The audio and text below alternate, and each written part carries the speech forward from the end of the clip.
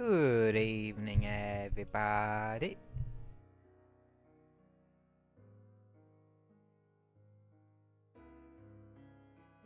How is all of you today? I am pretty good myself. I've had a nice, chill, Friday.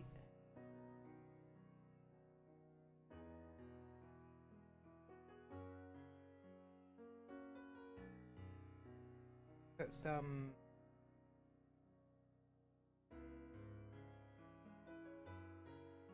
stuff up on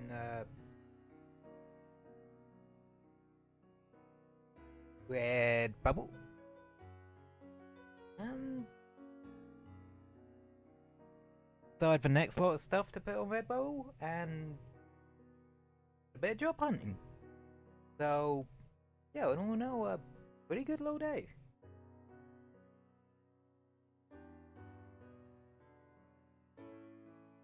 And now I get to stream for y'all.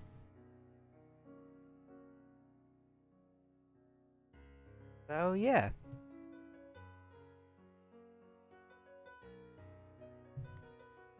And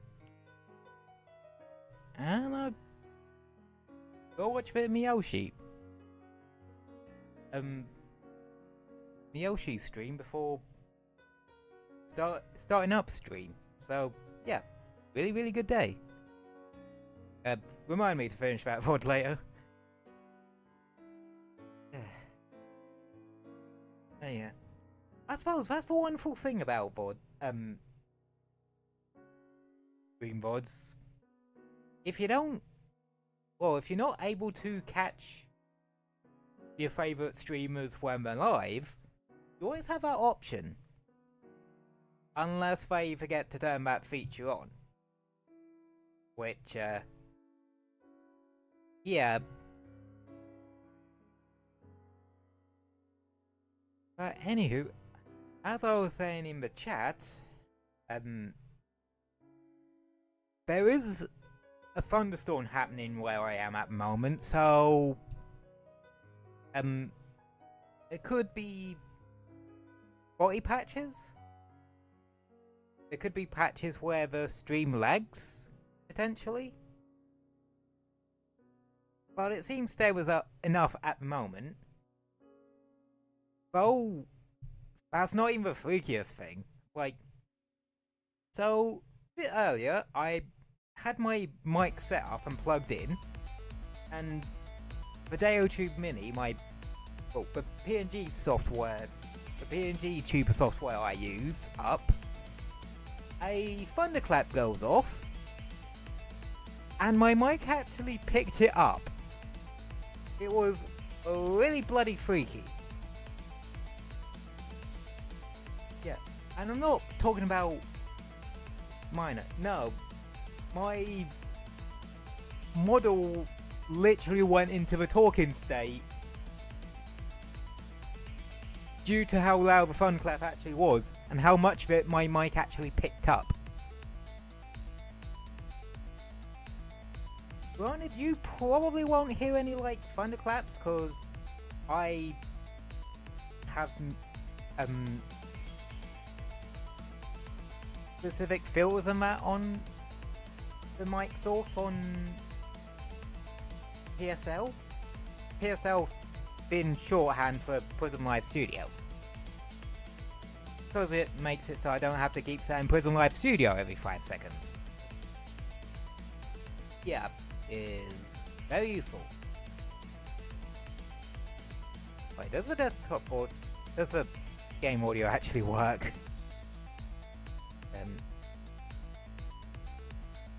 I forgot to check.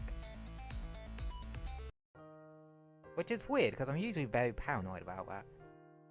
No, it works. Okay.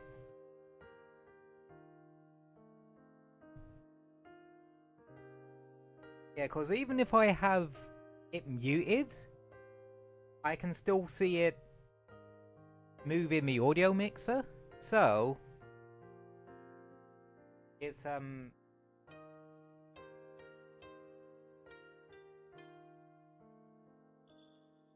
a lot.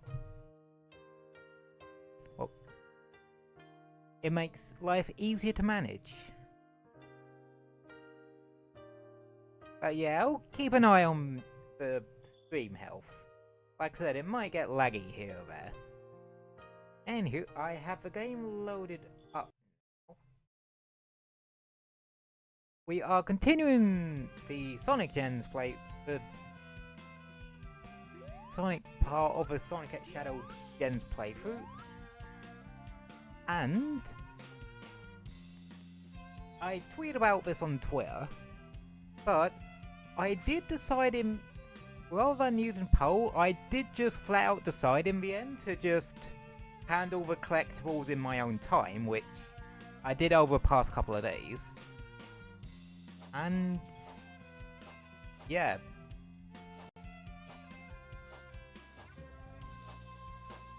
I literally got every Chow and Red Ring. So all we have to do now is the challenges. Now, I believe we don't have to do any in Green Hill, because I think we covered that one in part 1 of the playthrough. I know Chemical Plant we were close to finishing those off. Yeah, because it was this one that we had left, but I didn't do just because it was kind of pissing me off at the time. And that's the One Ring challenge, which, yeah, I much prefer the ones of these in Shadow Generations. Hell, I prefer the challenges in Shadow Generations anyway. They're not as creative.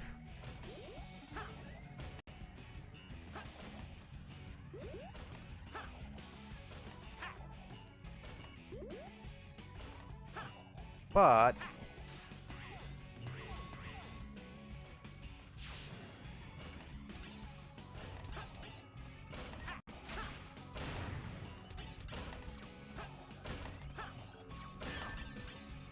shit.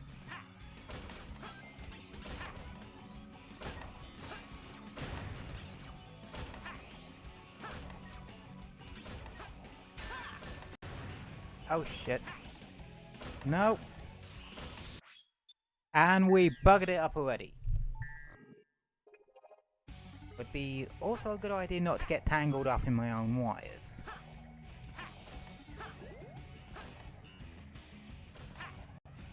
Just saying.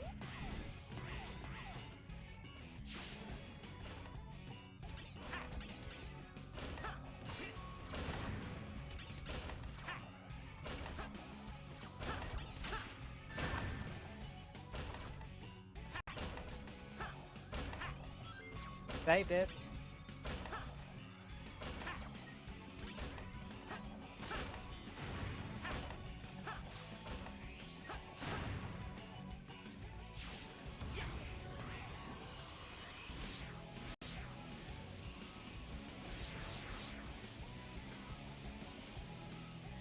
Oh shit, yeah, you got this bit.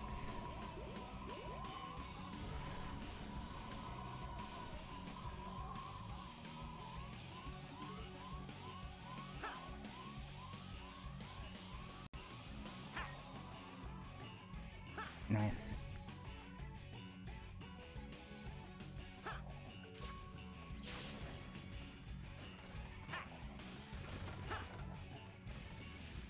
Yeah.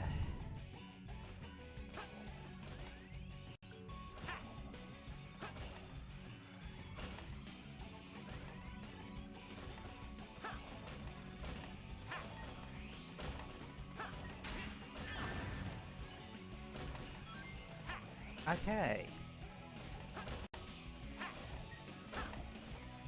Well, we have good news.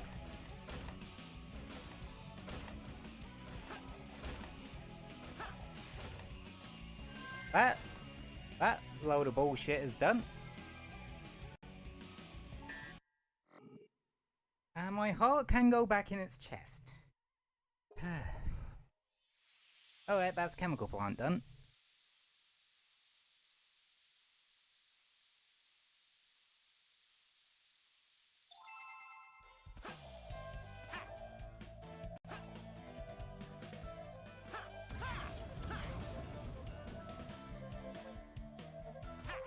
There we go. Right.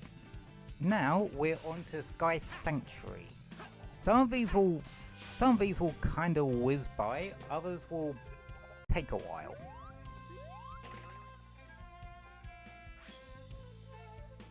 Not for any reason other than I don't have any trouble with some of these.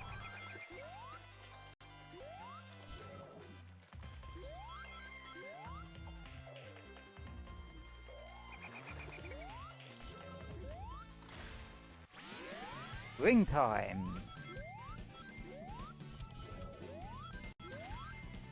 It's an ability that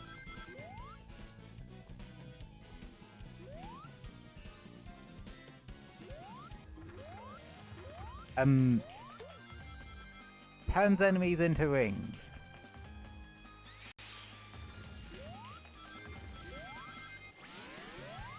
Yeah, it's one of those, introduces you to a specific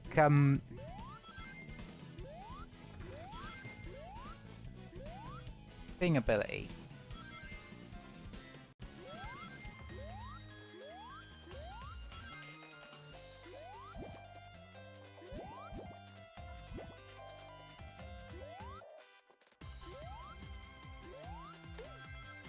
I think that's the right way. Going.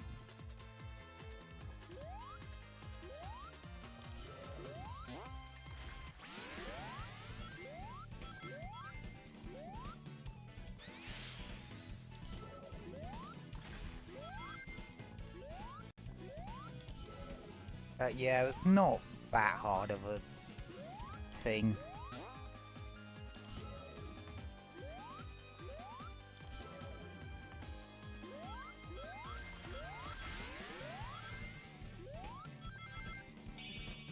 And it's done.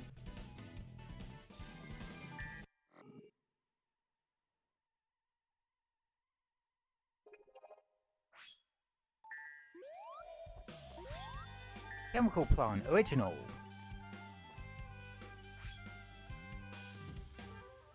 Race against seeing me while riding a spinning top and beat her to the girl. So, with these ones where you're, well, that involve other characters, there's one for Sonic and Classic Sonic in each act, and one of those will always be you're competing against a character, the other will be a character is helping you. The only exception is Green Hill, where Classic Sonic races Knuckles and Modern Sonic races Tails. That's the only exception I can personally think of. No way, Speed Highway. Classic Sonic, you're competing against Cream. Modern Sonic, you're competing against Espio. There might be other ones, but yeah. Whoever finishes first wins.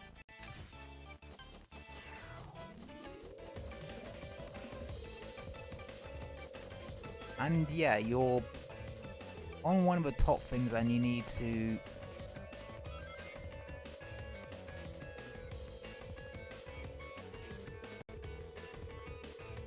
race Amy through it. Through an obstacle course. And apparently you can do that as well.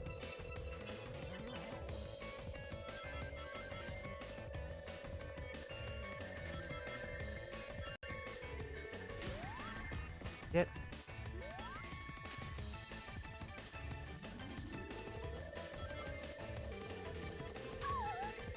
Oh! Thank you, Amy! Well, that works.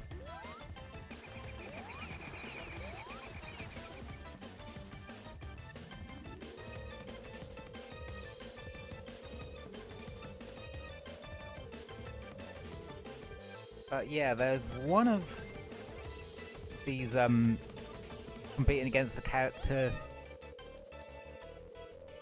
ones that's just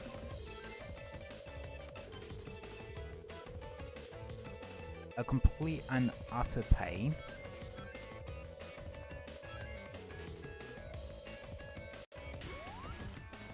And that was the Vector one. You know, the one with a music note that we did. Last time. I was about to say, that should be all classics, challenges.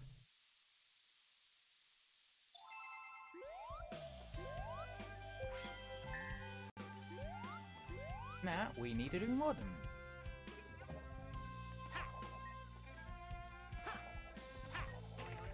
And...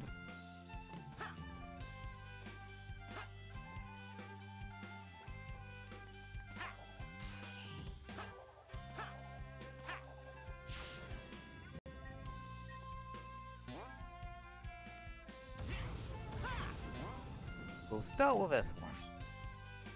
200 boost gauge challenge. Boost gauge doubles use a boost well to reach the going time. There's a... what? There's one to do with a,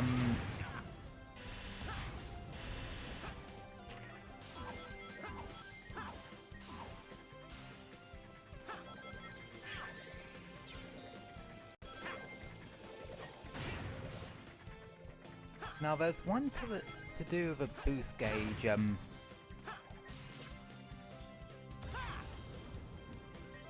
later on? That's actually, like, really annoying.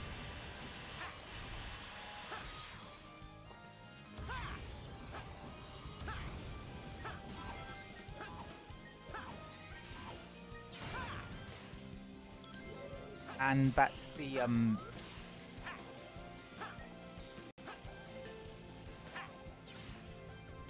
shit.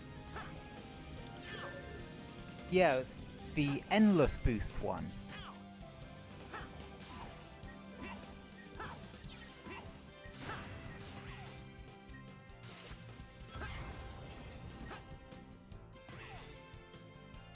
That's the one that's really annoying. Cause... well... the whole gimmick with endless boost is that you have endless boost, but the trade-off is that you don't, you can't get rings. And since you can't use skills, in challenges, it becomes annoying.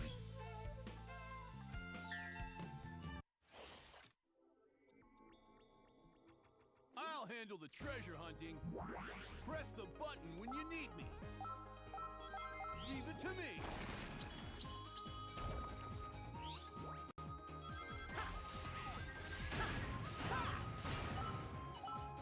Here goes.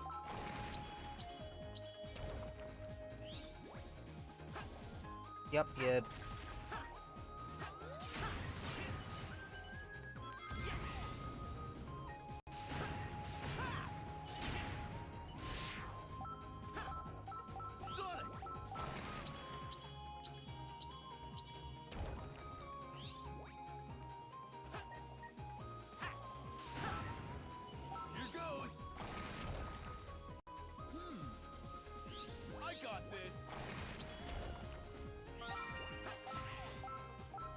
Yeah, you got to get a certain amount of medals. You can only get them from Knuckles sticking them up for you.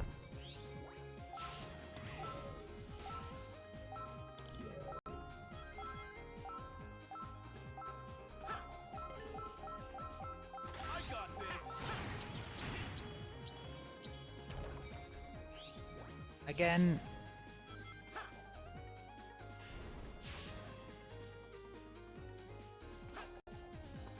not anything.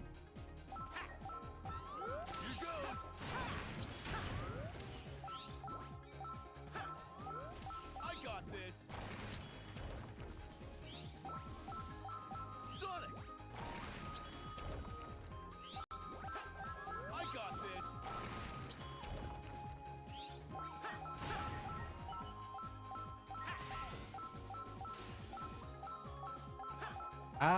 Okay, there's one there I missed. Sonic!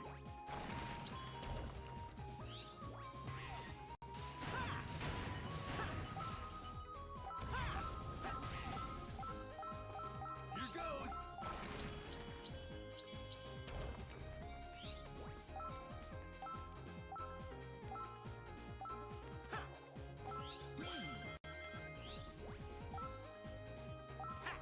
I got this!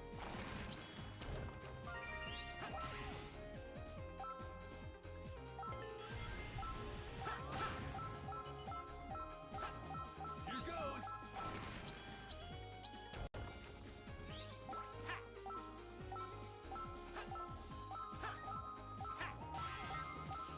Sonic! Okay. Got ones I need.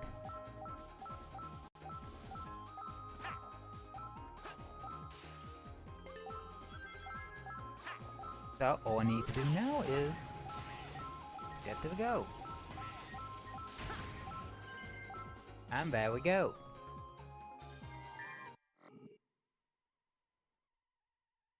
Yeah, a bit more of a chill stream this time.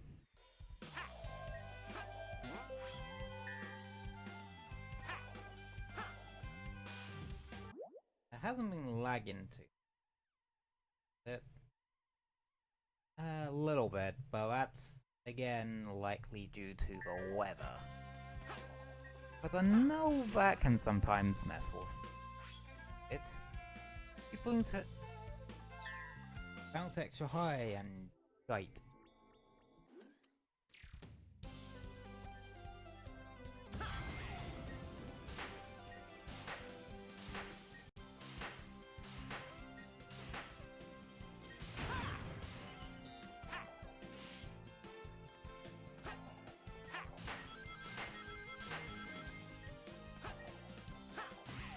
Yeah, some of them are just very simple, straightforward obstacle courses.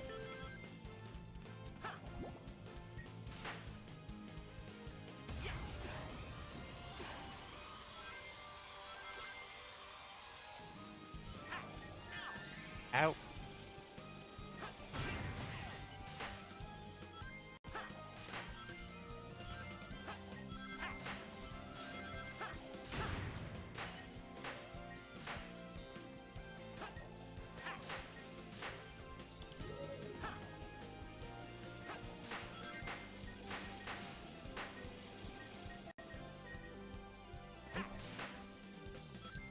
Oh. I misinterpreted. Well, I needed to go there.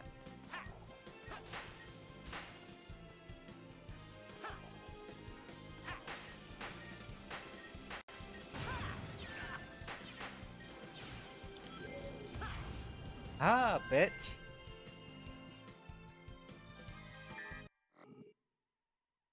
Tried to nail me, did you? Oh, I threw a hammer into that plan. Because we're Sonic heroes. Enemies move and shoot double speed. These ones are never that bad.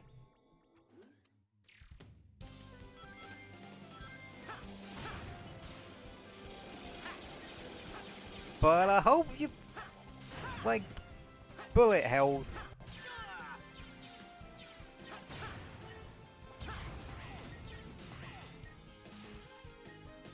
I have no rings.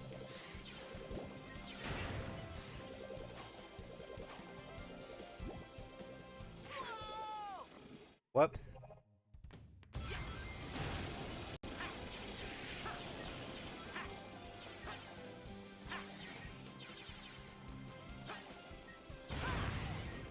Yeah, the idea here is just to run for your goddamn life.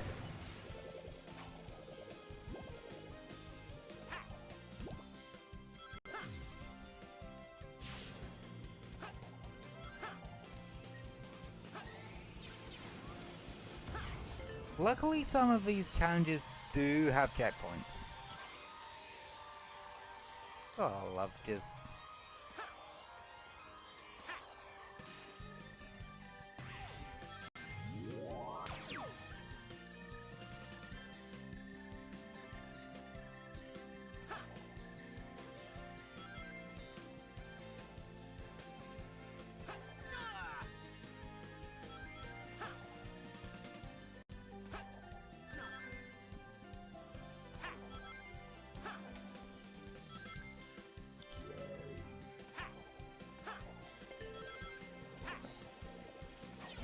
Whoa! And that's why the checkpoints are hit.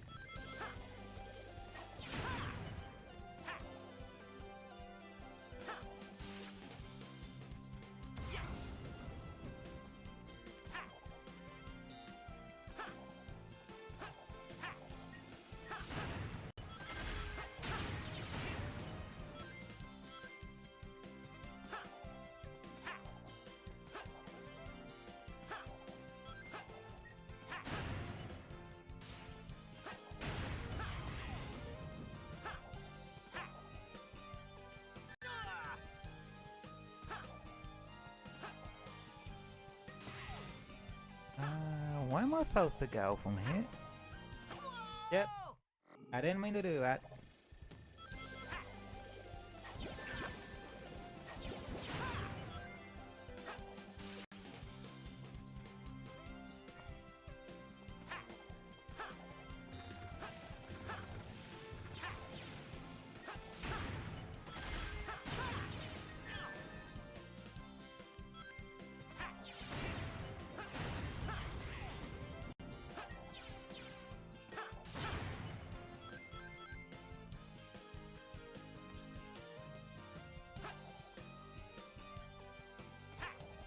Oh, okay.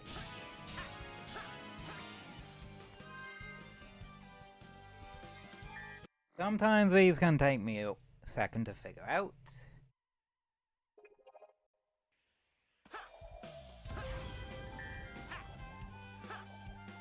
Oh, if you're wondering about that pinball thing, we'll check it out later.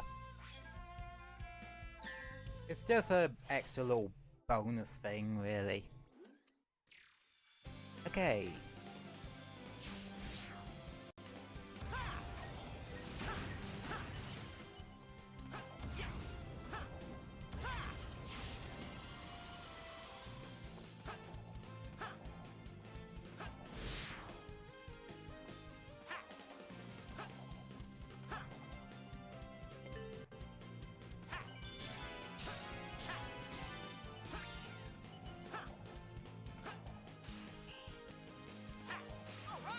I'm being a bit careful.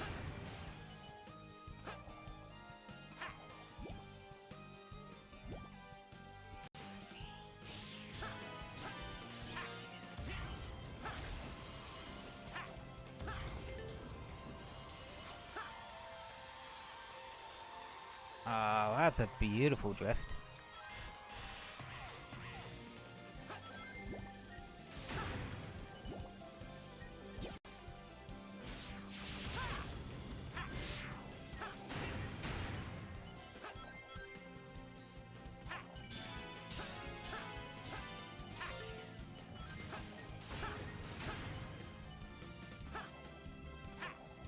Don't fuck it up.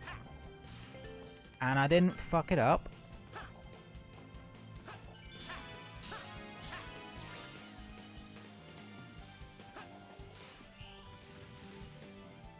Bugger. Not a problem. I'm still way ahead. If I remember, these can get pretty tricky towards the end.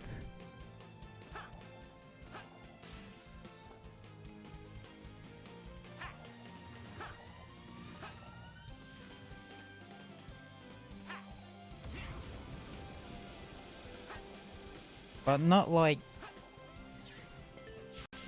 you're going to be pulling your hair out type ones. More the you're likely to have to do reset to.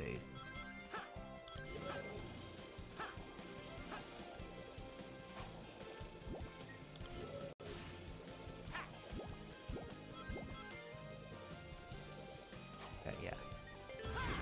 I am miles ahead.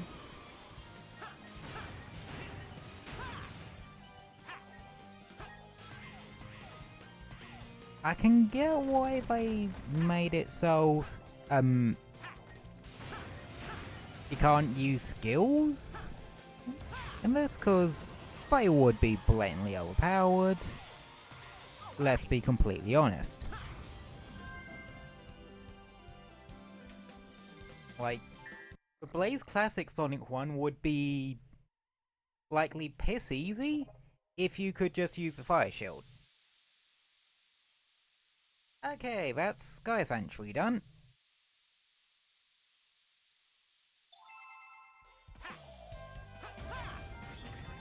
Route 99 from Sonic Advance 3.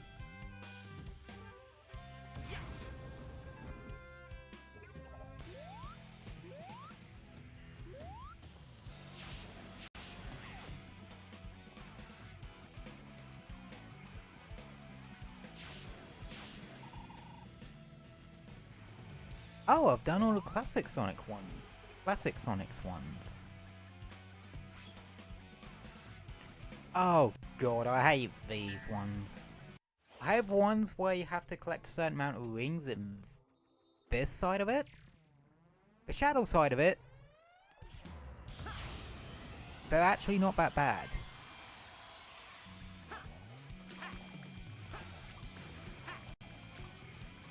Cause what that one will do is it saves the highest total you had, even if you get hit. This one didn't.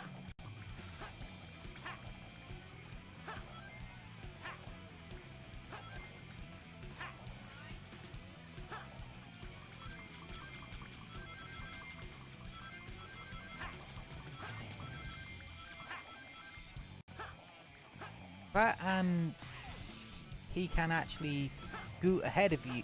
This thing can actually scoot ahead of you a fair bit.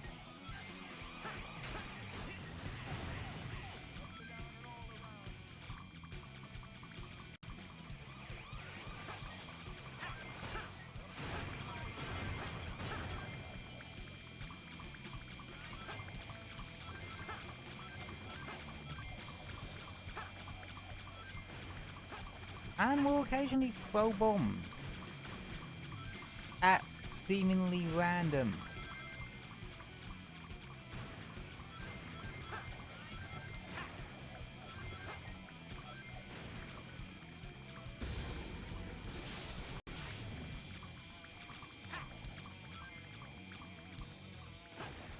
Like that.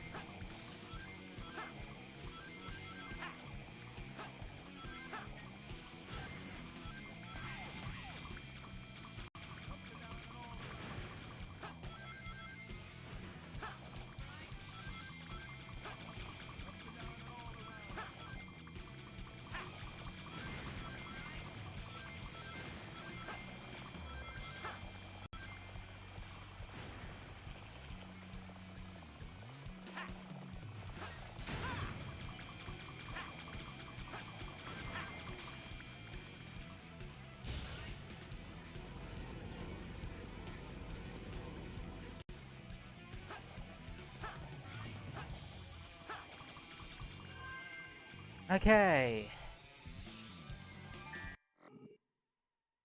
That was a bit terrifying.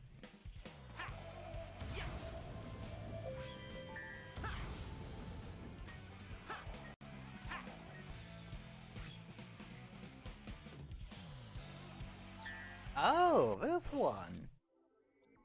I can't remember if I like this one or not.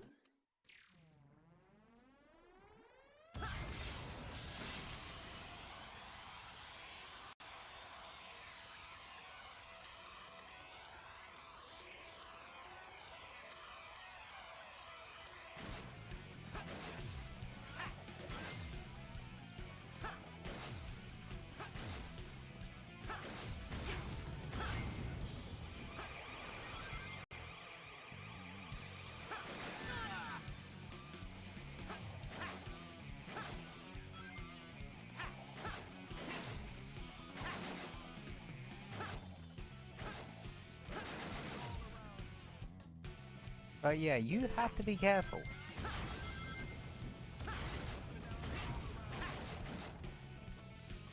I somehow went completely over that one. Oh.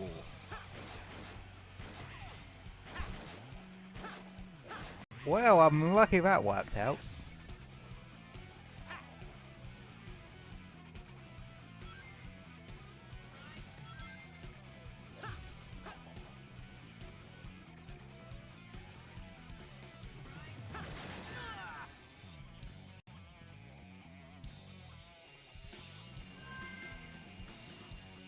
Okay, that one went bad.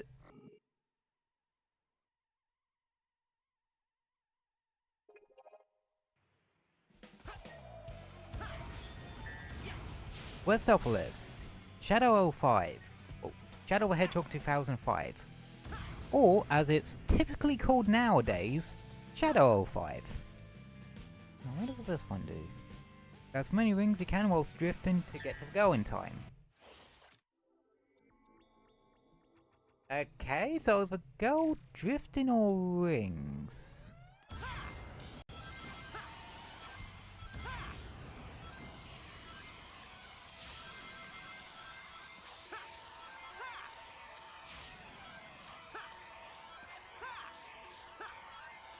Okay, I think it's just you drift.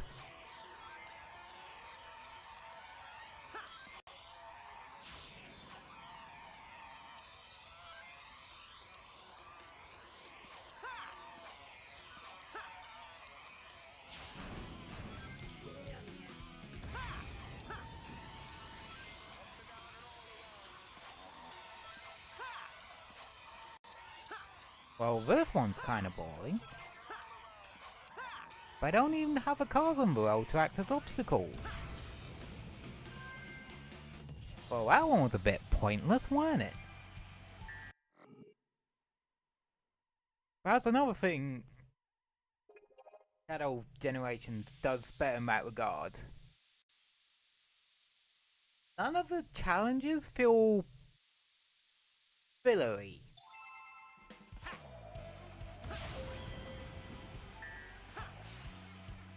Anywho, speed highways down. Now for the other sea stage in this game. The city that we escaped from.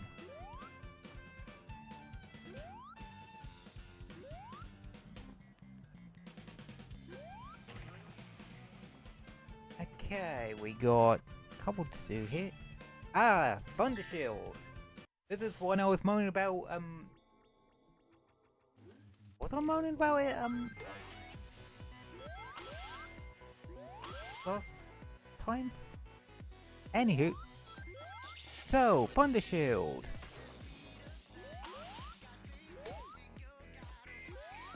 Its gimmick is that it allows you to double jump. And it protects you from any electrical attack. Meaning stuff like that, not a problem.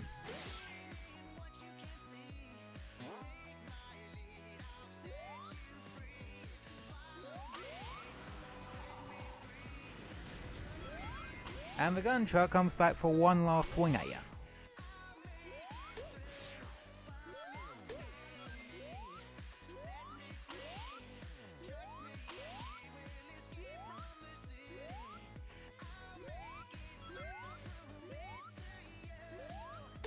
Unfortunately, it doesn't protect you from stuff like fire.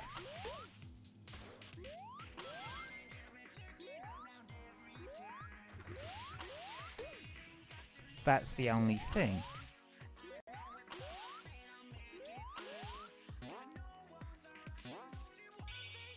And voila!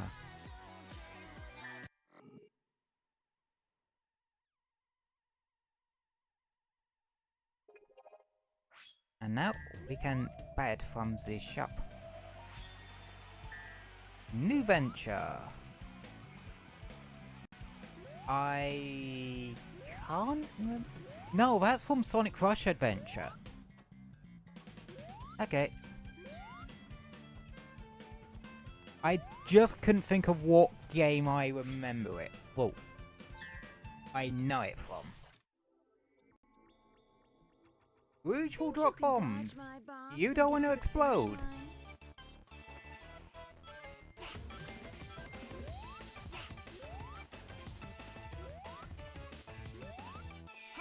these things again that only seem to show up in challenges in this game.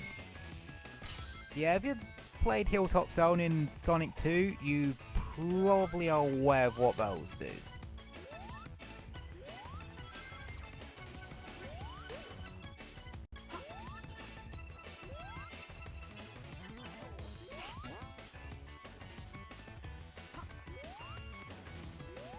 Daddy.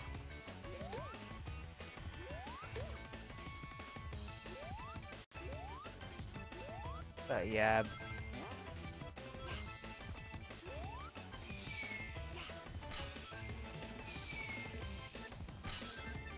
This one's not hard.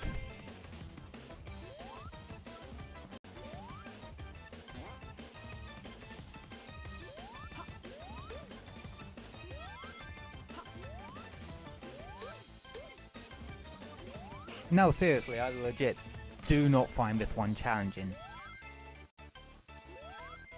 In the slightest. Going.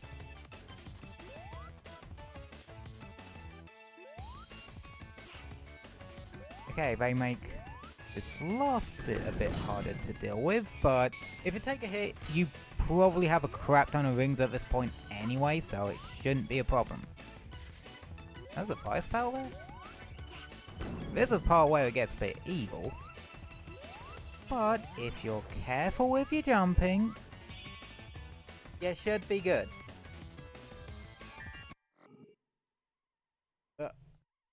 And plus, you could probably... Come back here.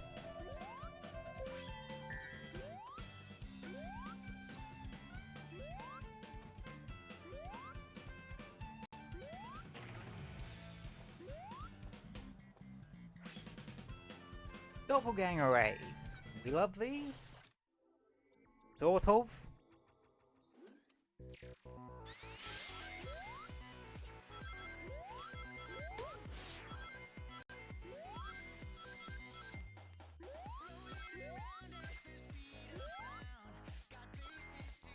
Bugger.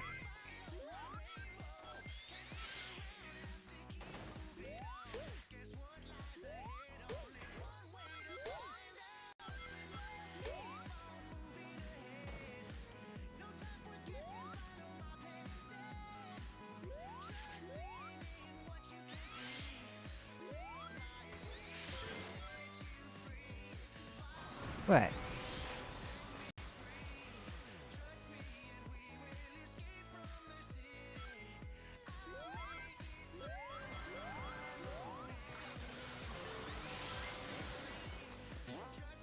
I have plenty of practice of this opening bit from the collectible cleanup, cause you do not. I had to try a fair few times to try and get the fourth bloody red ring, cause yeah, it was a ow. Damn, I'm usually consistent with that. Whatever. If I can nab this, yes.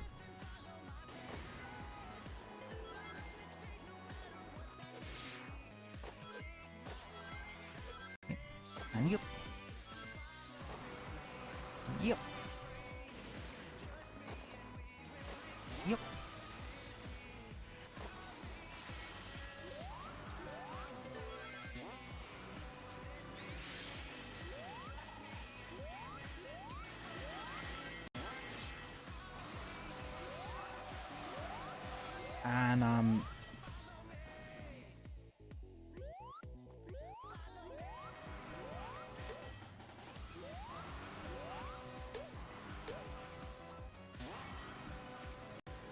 And goodbye.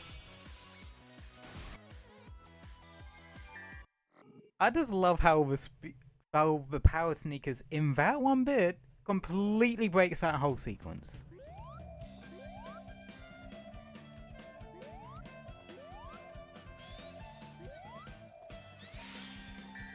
High Flying Groove. That is from the Sonic Riders games, if I believe.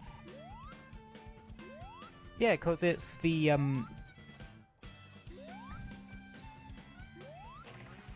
results screen music.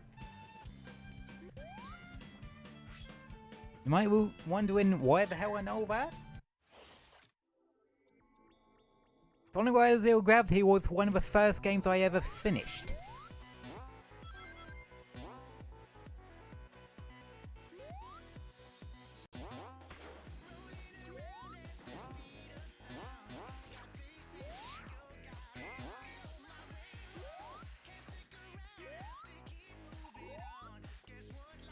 Okay, you can't tell me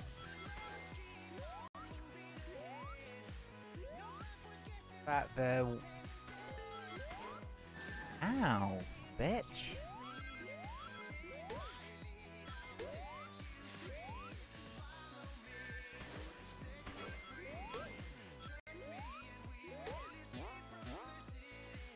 Ooh, that was a... Diver don't fuck this up moment. Oh.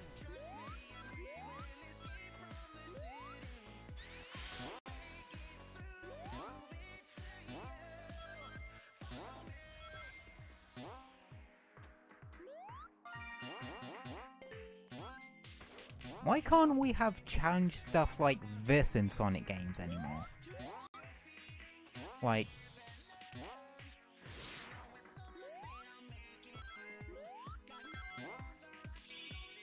No, I'm not kidding. Like, why can't we have stuff like this on Sonic games? Because little challenges like this are fun.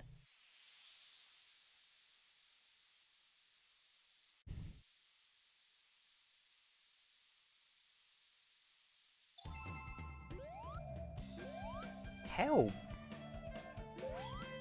believe it or not, I think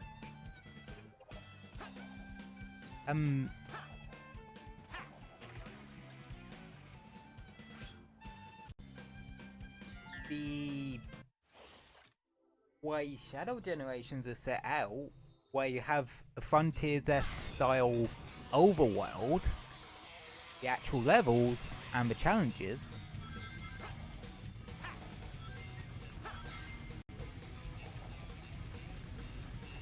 kinda works. There's a reason why folks have... Whoop, shit. There's a reason why folks have a love for Shadow Generations. Beyond the fact that it's somehow dethroned Sonic Generations in...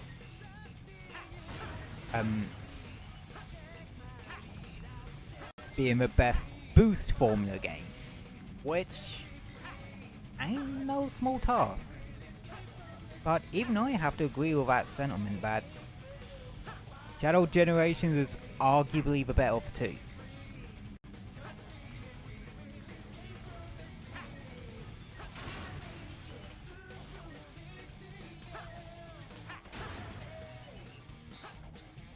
Okay, that's solid.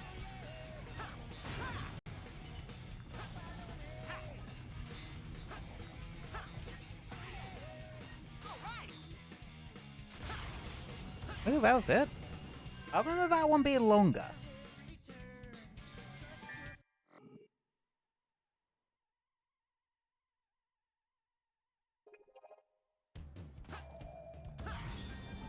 Ungravitify. The main theme and Team Sonic's theme are in Sonic Riders Zero Gravity. The Babylon Rogues had a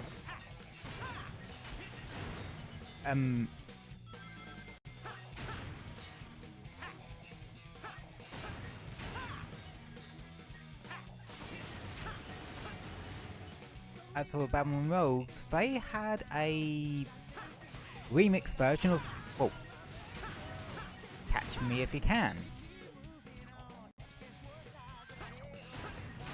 And its peak. So, That's actually relevant because apparently Jet's victory fanfare in Sonic Racing Cross Worlds is actually that version of Ungravitify.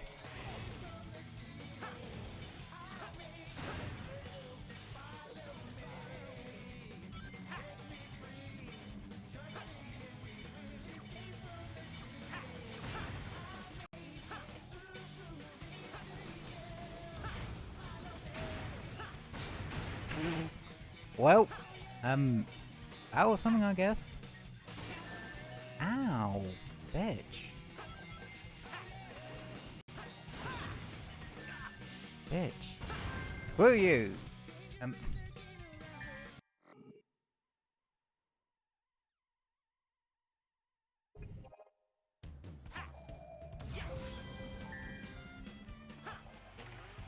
And we're nearly done with, City Escape.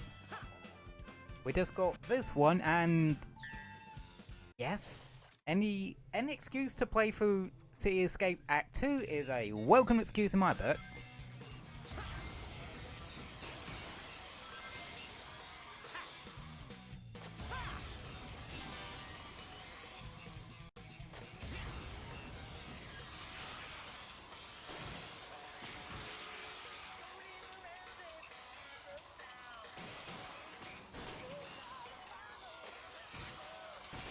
Okay.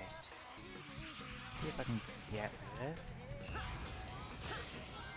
Nope.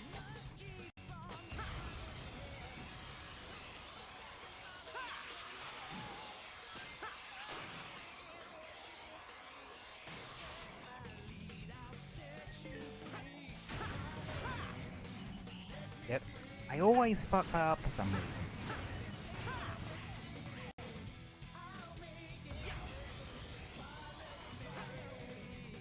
I got stuck on a tree.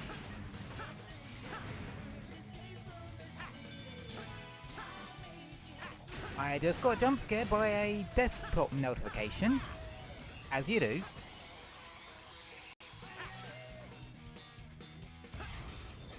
But I will quickly dismiss. Otherwise it will drive me insane.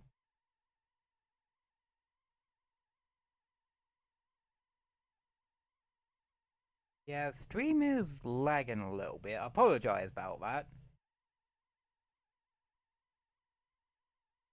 But I can't really do much to alleviate that because of the weather. Oh, for reason it is a bit toasty in here. Give me a second.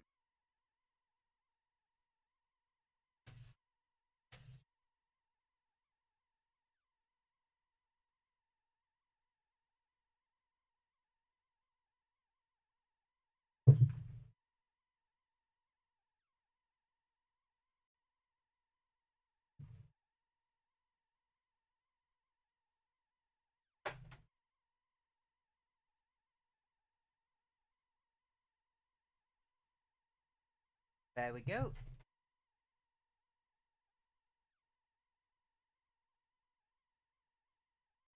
Just set up my fan, so there should hopefully be a bit of air circulation now. Thank goodness.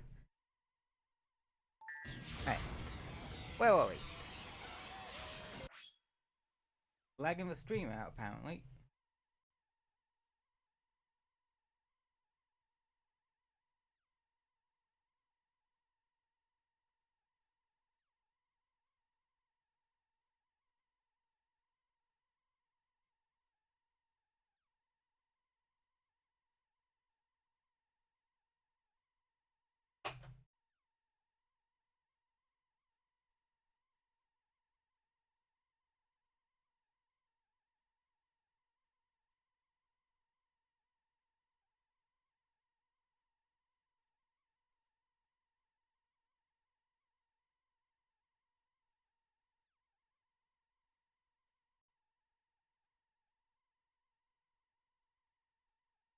Go, move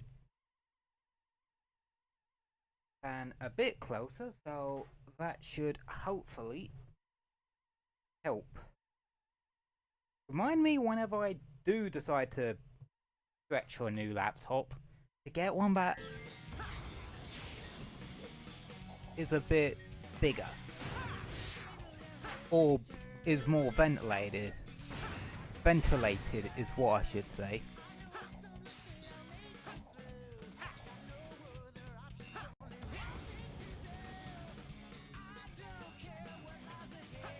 Okay, that'll work too.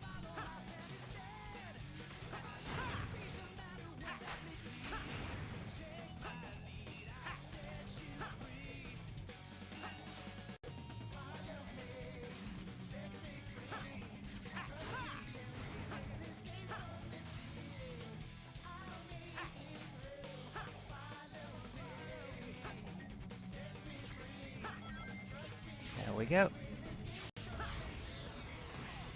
Okay. Gun truck section. Dream health check section.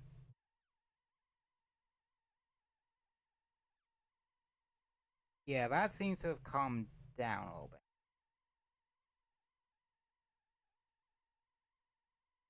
Okay.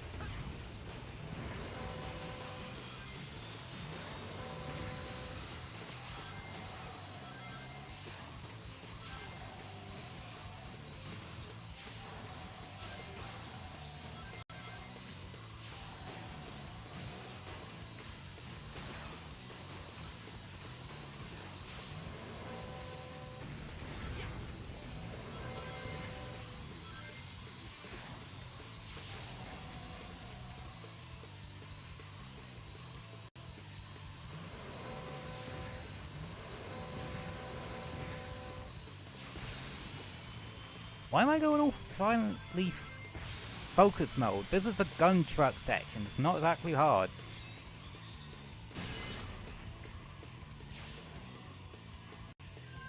Anywho.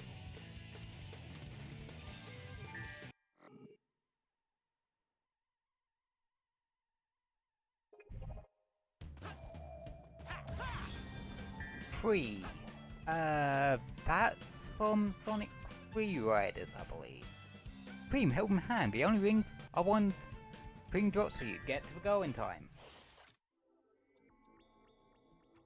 I'll help you with the rings, Mr. Sonic. Press the button if you need me. Oh yeah, that's a thing to note. Cream always refers to... Whoa. Tend to refer to people as Mr. or Miss. That's just how she is. She's a kind soul like that.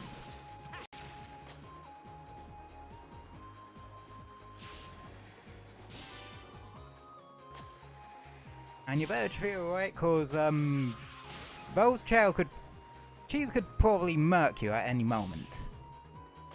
I wish I was kidding. There's memes about Sonic Adventures 2 and 3 in terms of cream and cheese for a reason.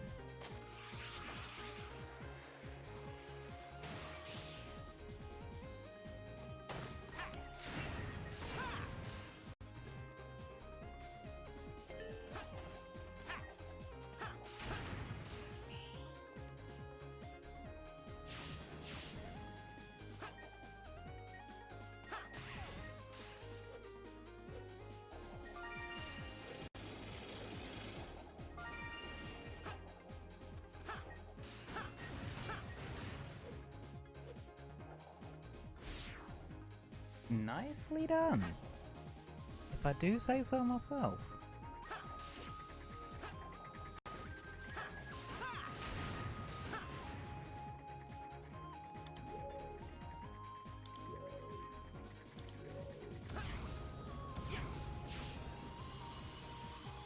Huh. No, I actually did it without taking a single point of damage.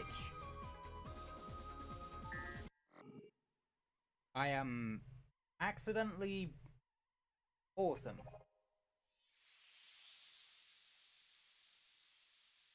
Yeah, the fan has helped there. Anywho, that is Cityscape fully restored. Yep. And now we're on to the one adventure era level I am not a big fan of.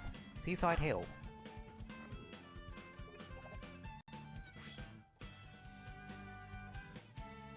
Oh god. Oh, I don't remember this one being that bad.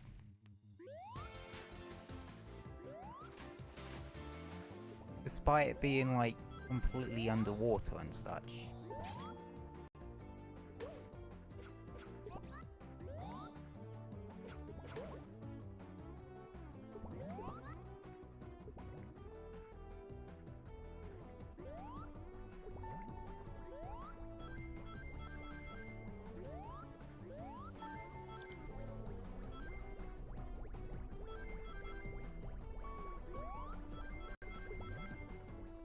Because they are paranoid about you drowning.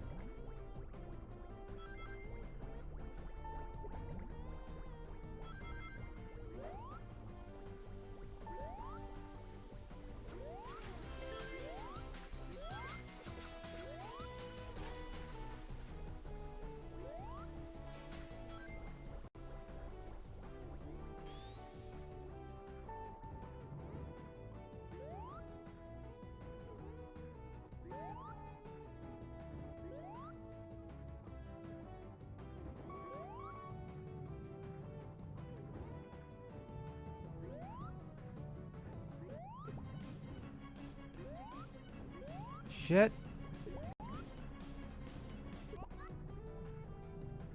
I got that a bit close.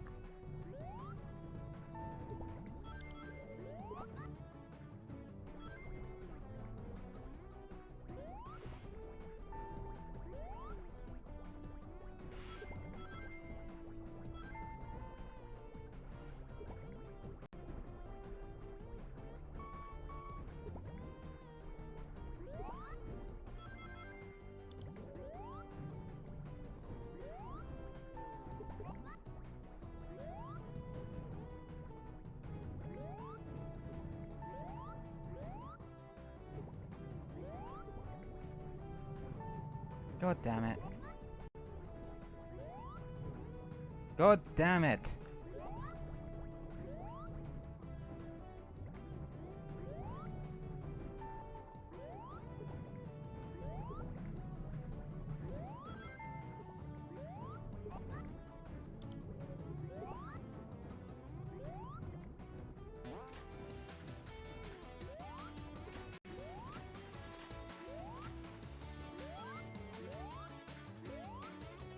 There we go. Ah, that's probably why I didn't think it was that bad, because it's just not exactly hard. Live and learn. Sonic Adventure 2. More high-speed hijinks.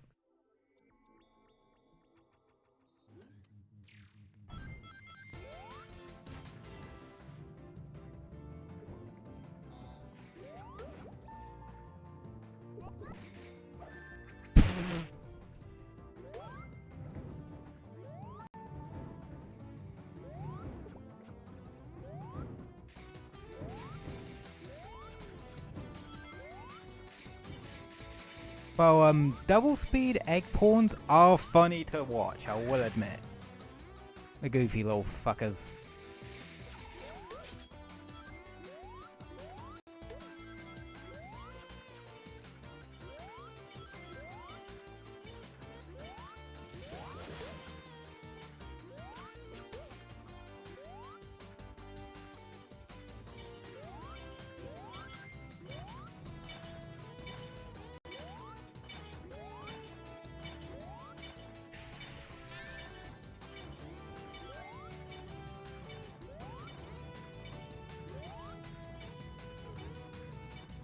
Ah.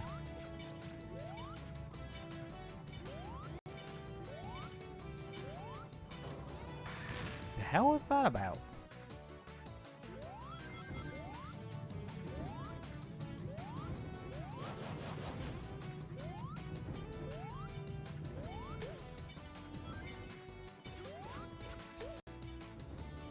Okay, that wasn't bad or that long.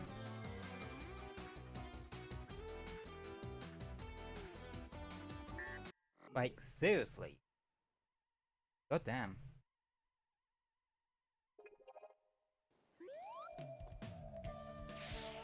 Fuck. And I have to go all the way back up here.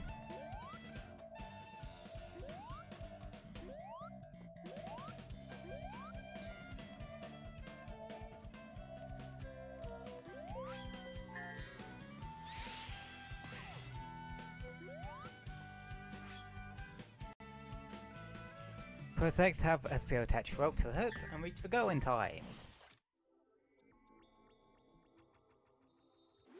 I'll get us across Yeah, with my blade. each. Summon me with the button. I will deal with this. Oh, I forget you have to hold it. I will deal with this. Here goes.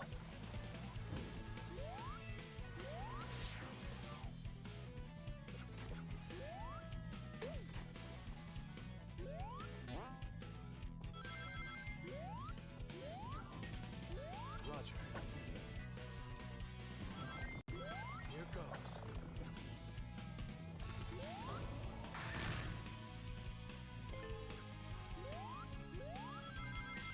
Roger.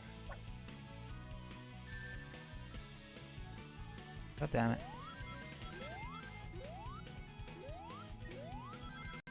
Here goes. Okay. Roger. Ow.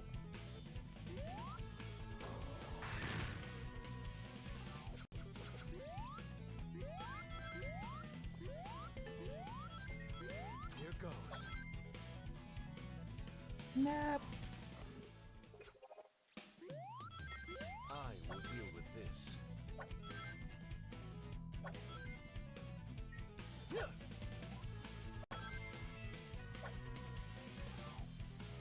Nope.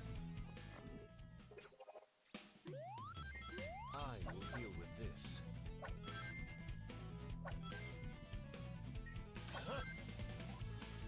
Hey. Roger. There we go.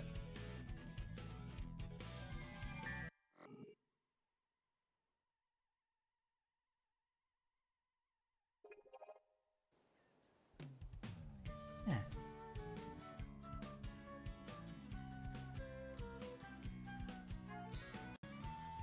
Hmm.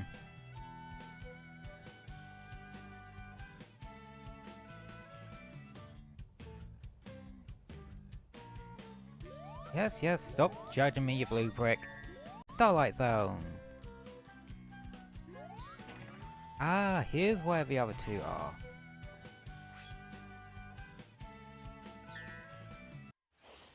Okay.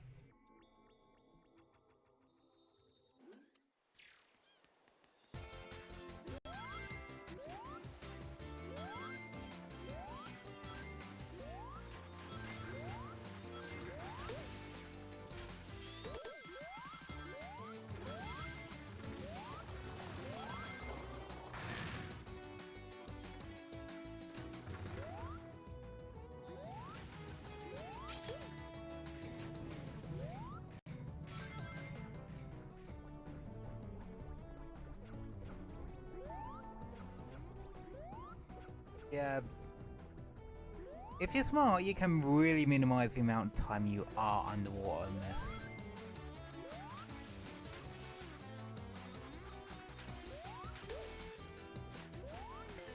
Unfortunately, I did not do that.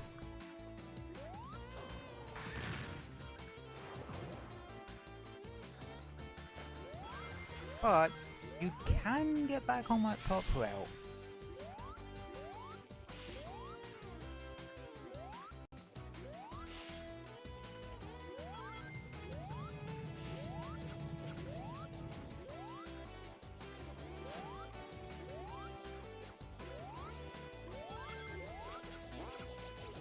what I would like to say.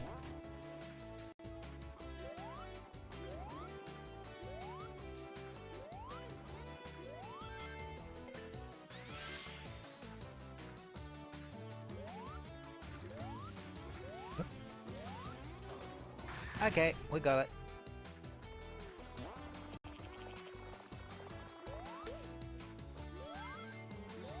Okay.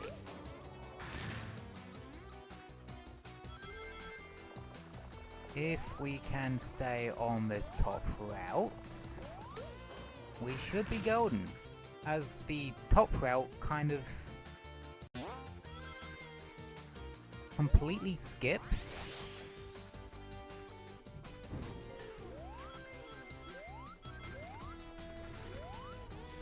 Or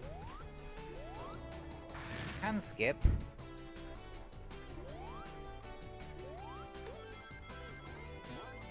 the entire water section. Well, the entire second water section. From here is just a bit of speedy platforming so you don't get squished. And believe it or not, it's not actually an insta-kill.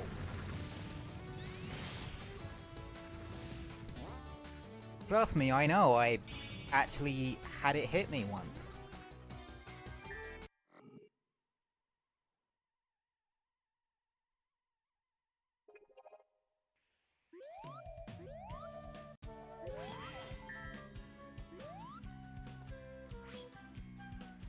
Rescue the animal! How many times rescuing animals gets brought up in the entirety of this game?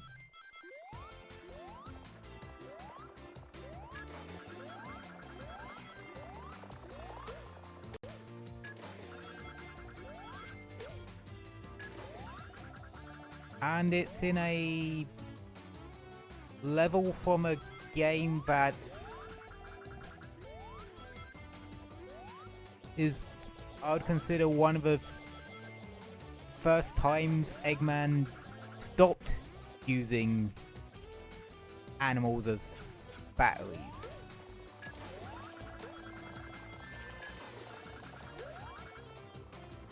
Ironically.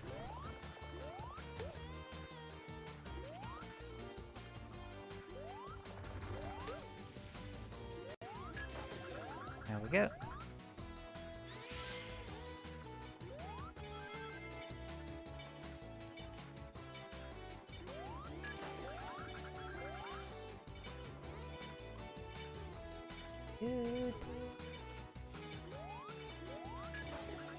God, this place is so damn pretty.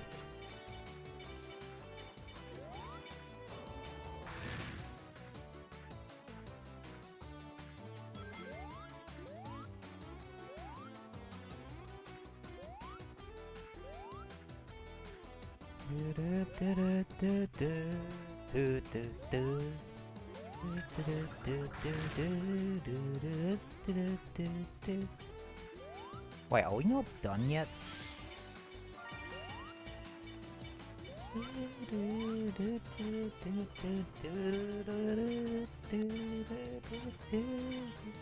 That one has spikes on it. That one has a capsule on it.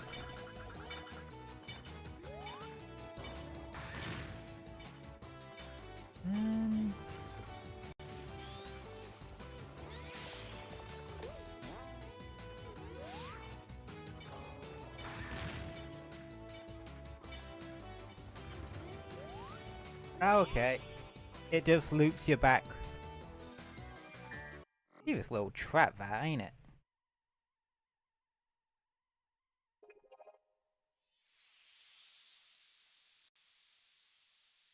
Yeah. Yeah, this stream ain't ending until I get all these,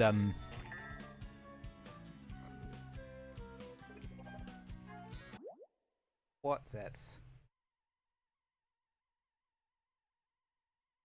But right now I need a pee, so I'll be right back. In a sec.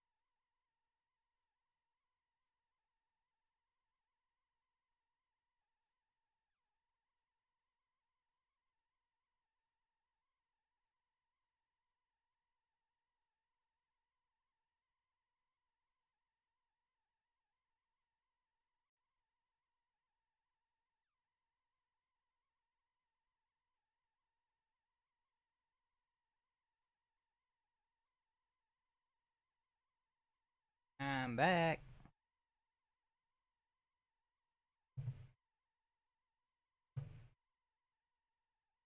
Right. Now on to modern Seaside Hill missions. Oh, I already did that one. Okay.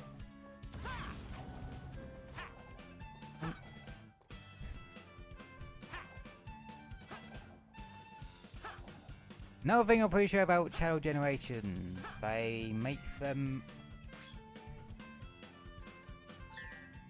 They make the missions less annoying to actually get up to.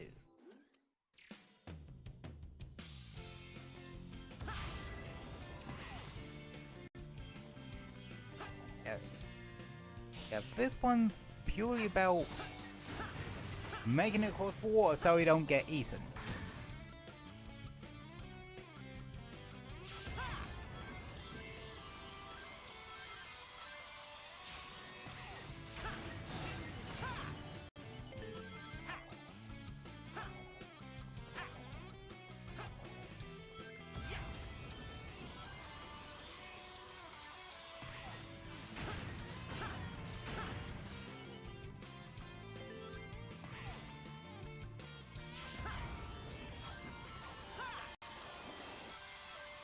Oh, that don't happen.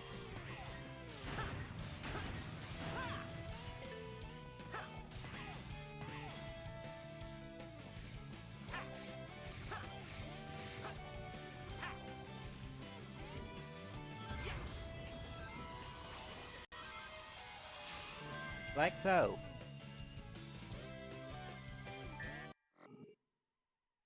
And that was actually really sodding smooth. How did I manage that?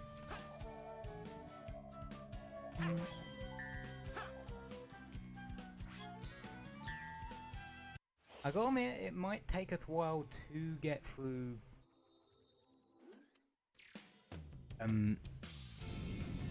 the Mon-ear ones.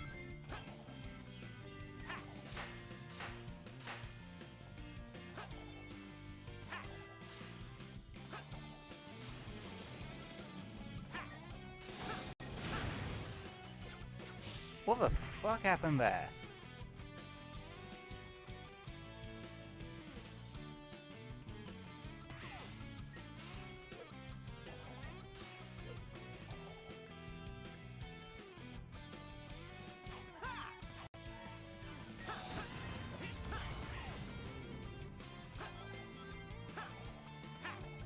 Yeah, this one's just a flat-out obstacle course level.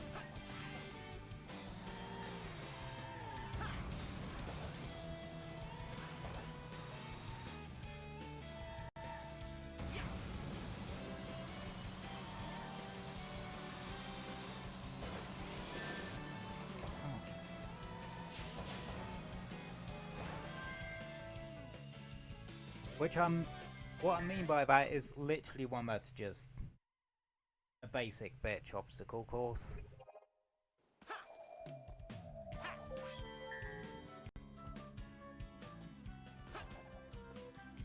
Bugger.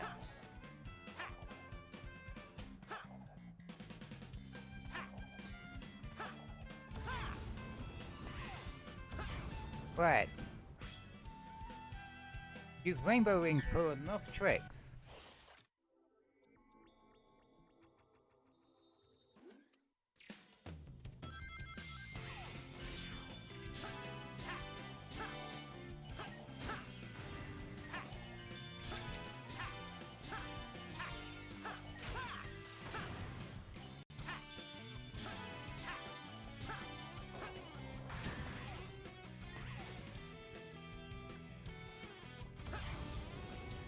You can't hide that from me.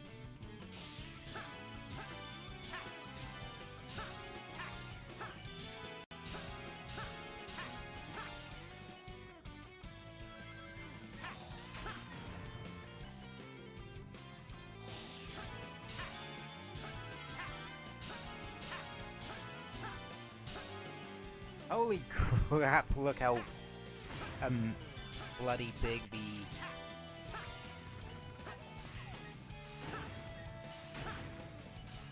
boost gauge is getting.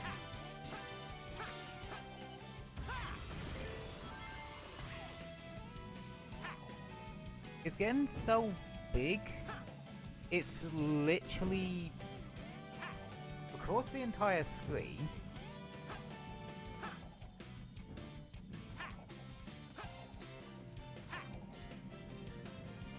And there was a hot second where it weren't depleting.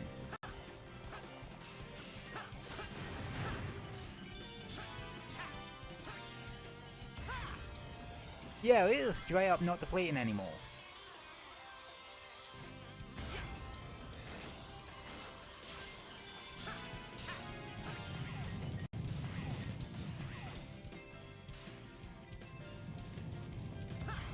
Okay, now it is.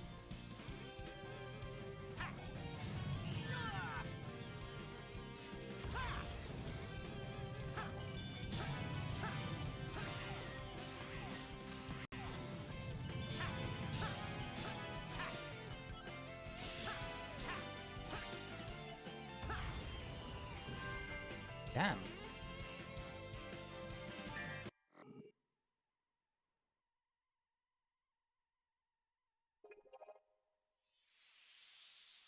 And that is that one done. Now I'm gonna go out of order a little bit and do Mobile Garden Zone from Sonic 3. Now I'm gonna go out of order a little bit and do two rooftop run ones I really don't like. Nope, it ain't that one.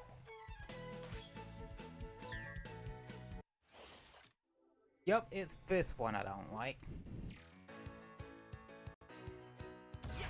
Cause you die, you fail, and you don't have any rings. So,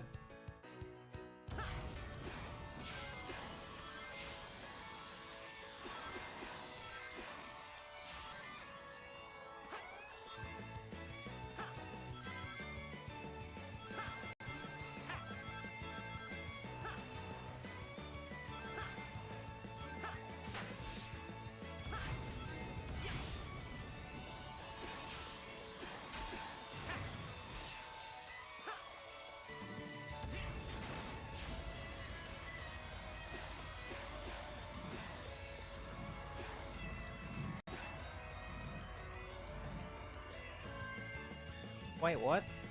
There's supposed to be a giant laser there. Where's the giant sawed-off laser? Okay. Never mind.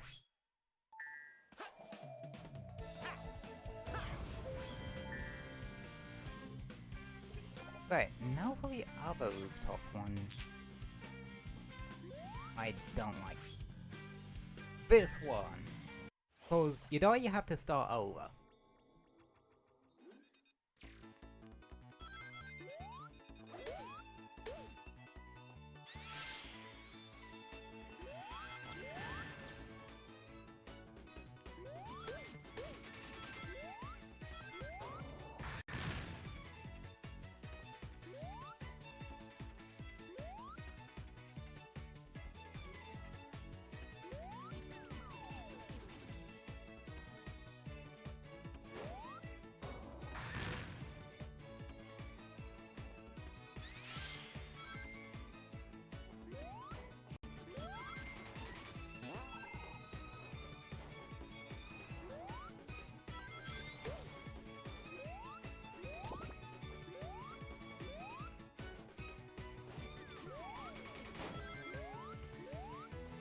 But yeah, reason why I don't like this one too much.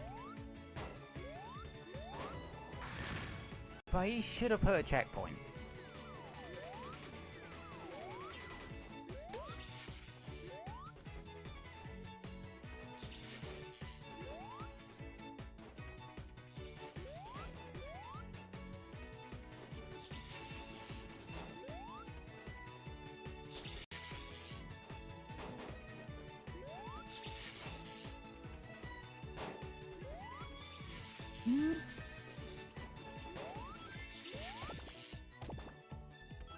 God damn it.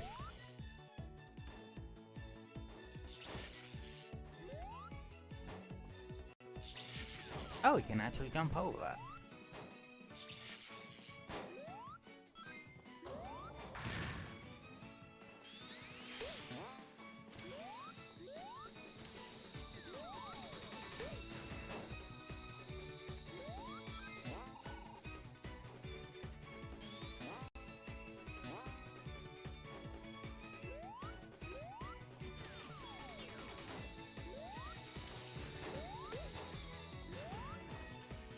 I know, I just find this one kind of annoying.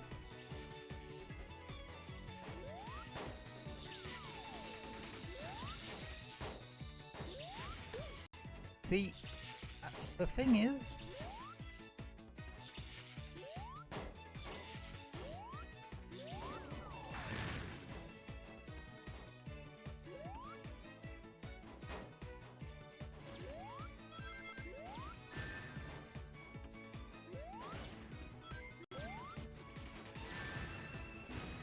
that can happen, and guess what? You're starting all the way at the beginning.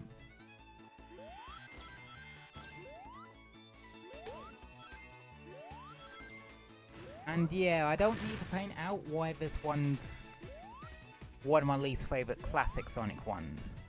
If only they put a checkpoint before that, last bit. Or made it only that last bit. It'd be fine. But no. No checkpoints for you, bitch.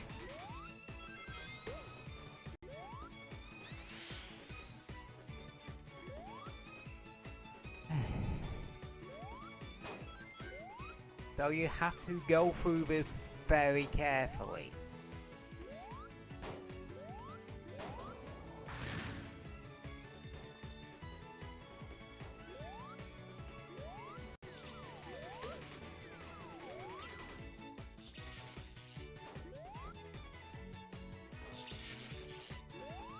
It also doesn't help that, well, those flying robots are really bloody accurate.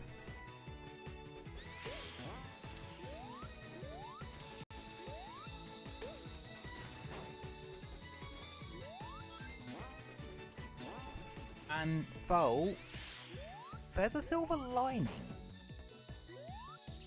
This is the last pain in the arse one in the game, to my knowledge.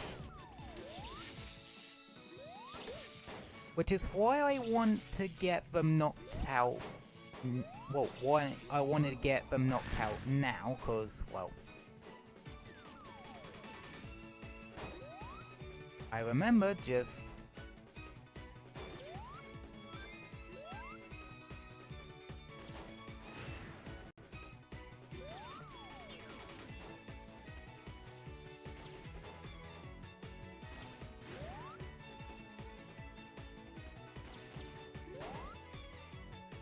oh.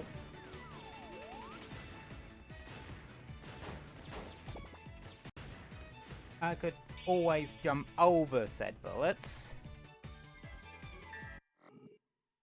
Alright, so it should be plain sailing from here.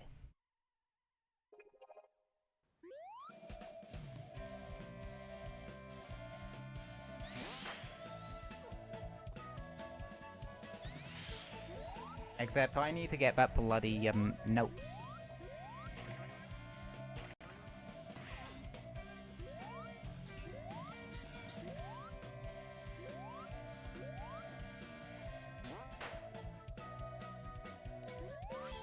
There we go. Right, now we can do the Crisis 31s.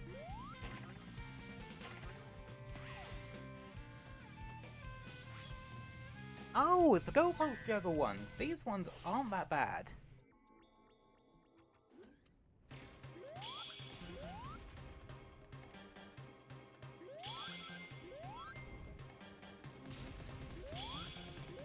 Basically, you're familiar with the goalpost in Sonic 3, Well, they made an entire challenge out of it.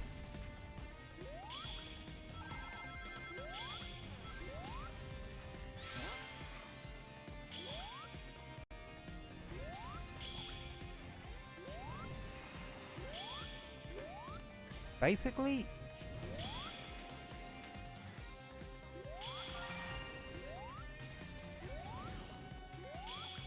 you can't let it settle.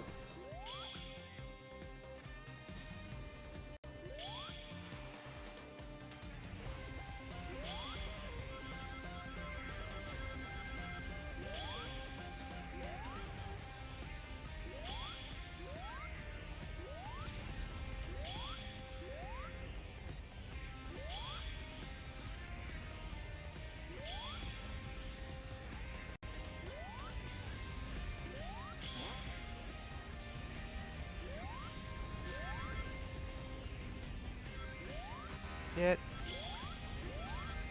Oh yeah, you can let it settle, but it'll take 5 seconds off your clock.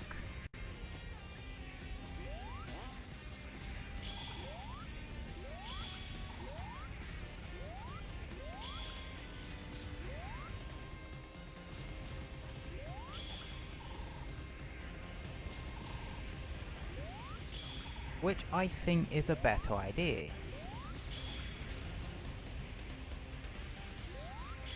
Don't make it a hard failed condition, otherwise people will resent it. Make it it just makes you fail quicker.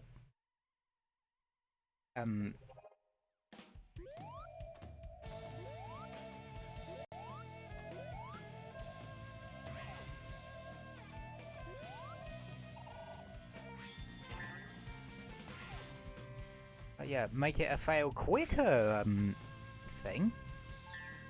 It's not as bad. Vector through the storm. Call the Vector. Get sports you can't. Flying to wherever you need to get to. Press the button and I'll be there. Press the button. Like Let me handle this. this. Shit, I threw you the wrong way.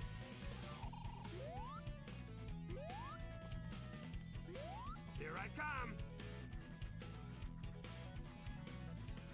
Ha!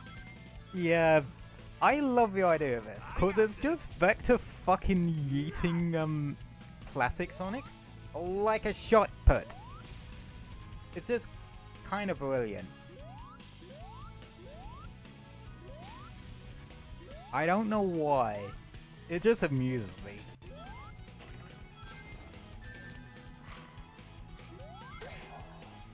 Here I come. Rah! Yeet. I got this. Foe, Nah! you can't tell me Vector Sonic. is the kind of person who won't say yeet. Because I can guarantee you that crocodile bloody will. Here I come. Ha! Yeah, yeet. Oh shit. I got this. Ha! Well, it still got me out of that situation. Sonic. Nah! I was meant to pinball through that, but apparently the game said, Here I come. "No, mate, you get a free pass." Ha! Oh, this is a bit where it gets a bit hair-raising. I got this.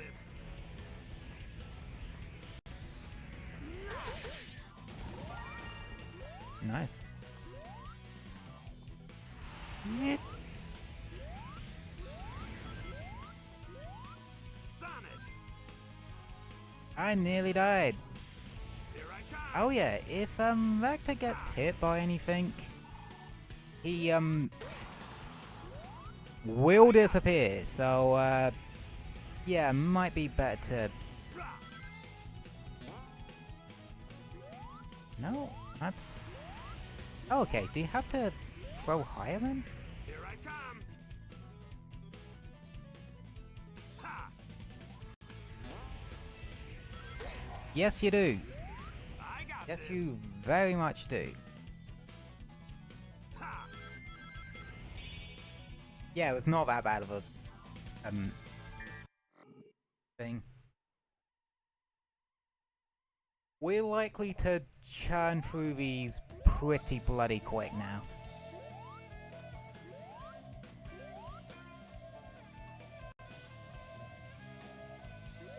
All of fun, they come back round, so yeah. Ring time challenge.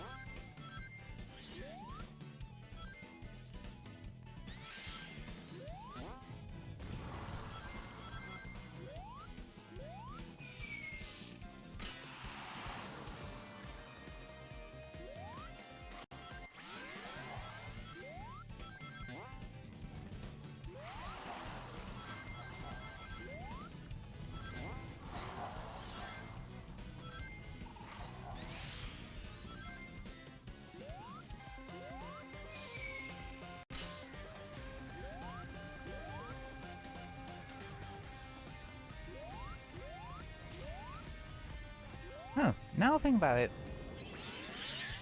These giant rollers are also the only things that, also only show up.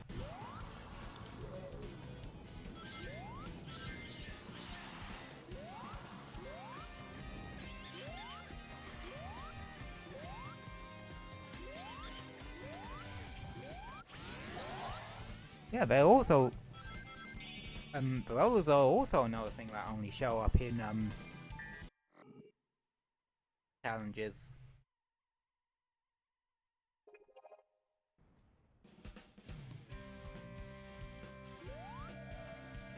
Huh? I thought that was... all the classics ones done.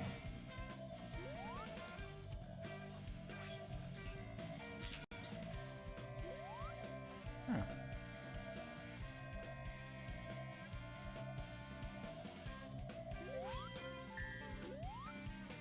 Am I missing one?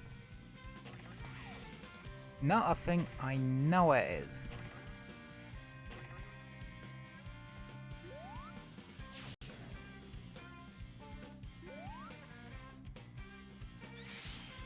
Found it.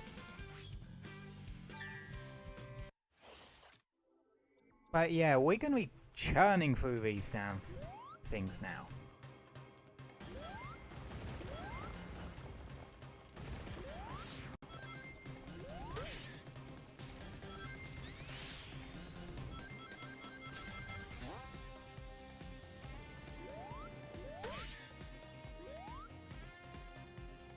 Yeah.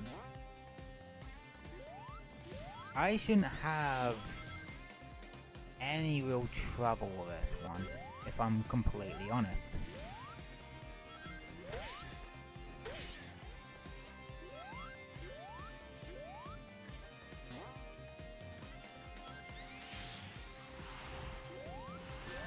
Ouch!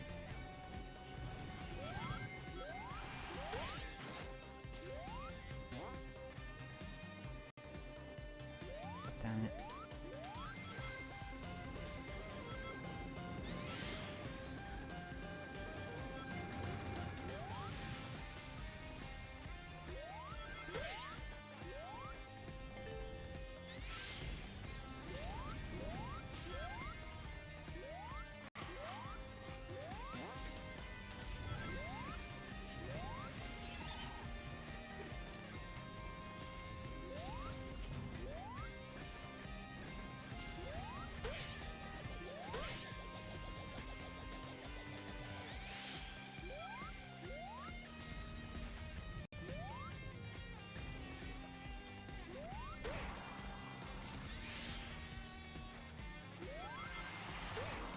shit.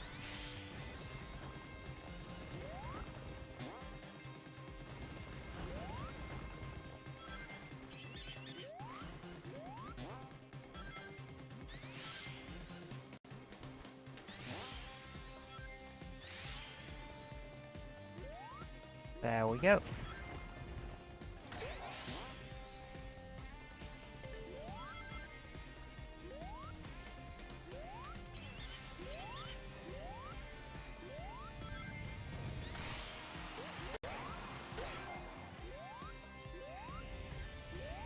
Here we go.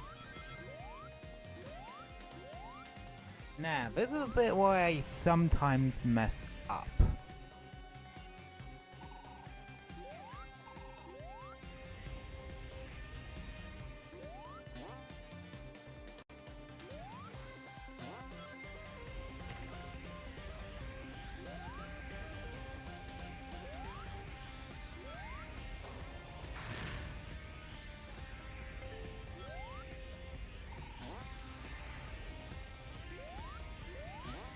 But I seem to be having a bit of a clean run here.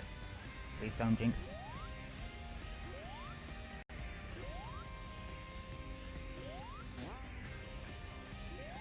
That's it.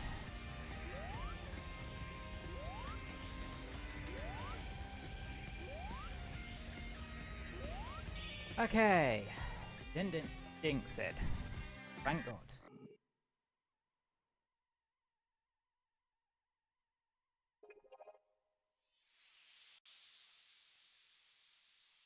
Right.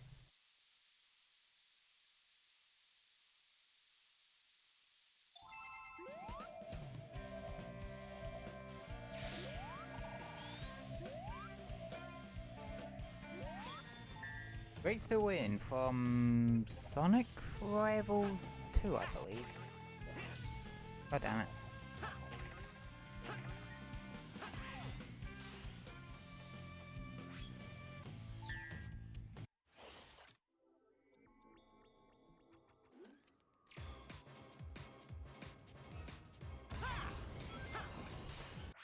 Yet.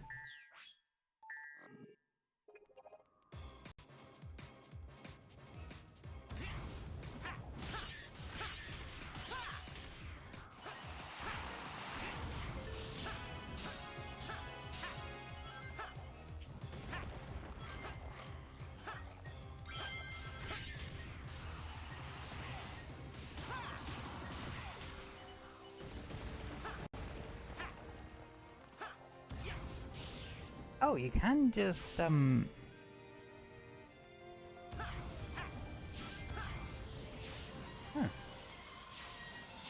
So I don't have any, interesting commentary. I am trying to get these done in a somewhat timely manner.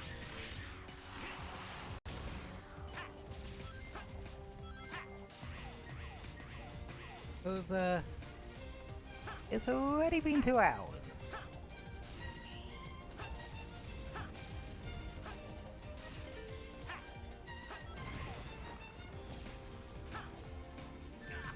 Ow.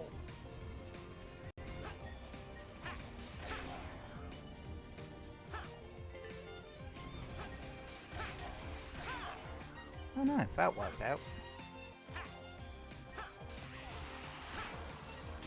Unless you wouldn't mind me doing another catch-up,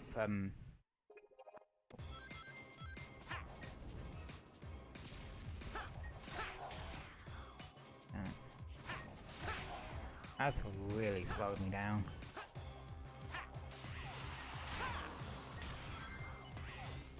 But I just realized there is a segment I don't know.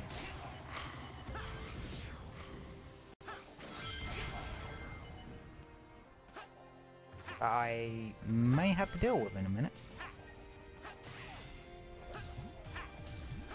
Yeah. It's no secret that I really despise the 2D section in this level.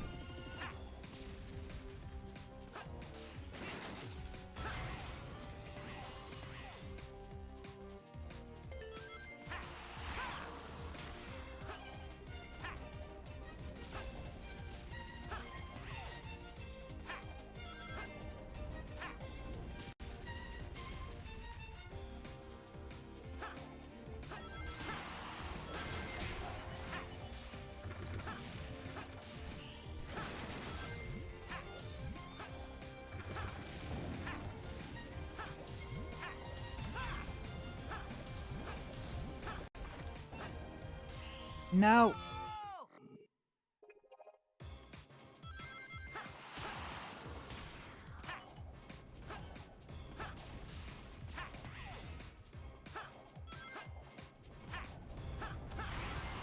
Oh shit.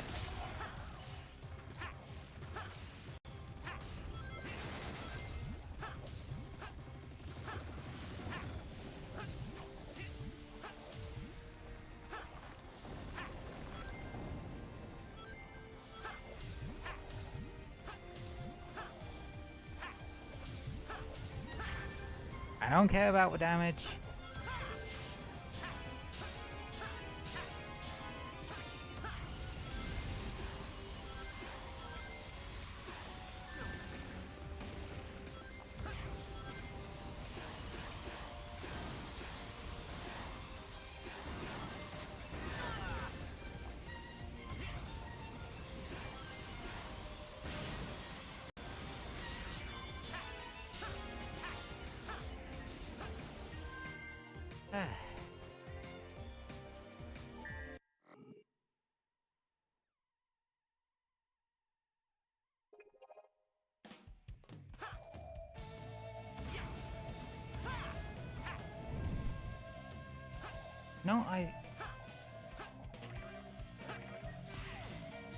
No, I did say I was going to try and beat all of them today. I'm kind of knackered. So yeah, this is gonna get split into 2 parts.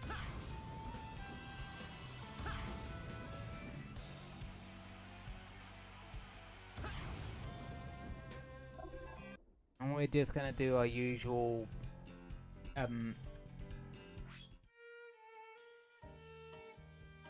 collection room history lesson and then think about calling it a night.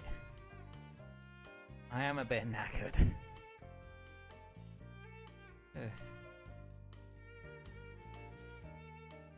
But we did get through majority of them. It's good.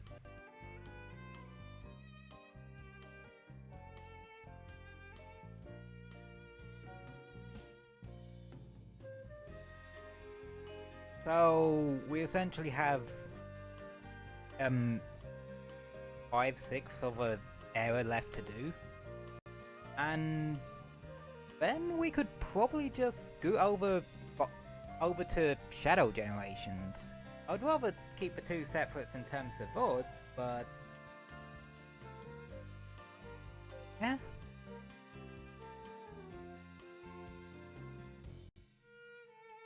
Yeah. Like I said at the beginning of the stream, I did go and get all the collectibles. And that combined with the ones we got from the challenges. This time?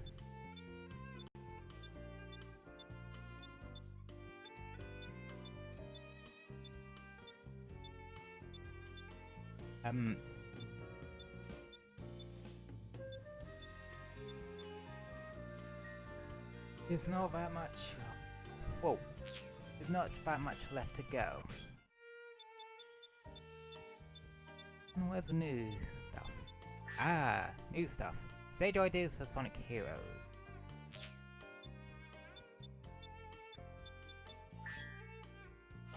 Concept art for Crisis 6. God, that's pretty. Like, yeah, I would want to have that as a poster or something. Or one of those display thingies.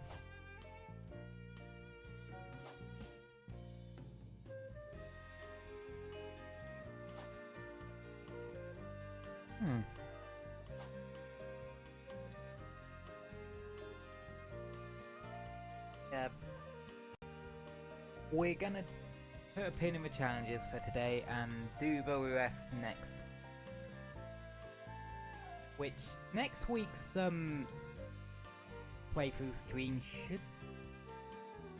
will actually be on a Tuesday. At least in terms of this game, cause Well, you do have the new Daemon X Machina coming out, and you bet your boy is gonna be wanting to stream out one.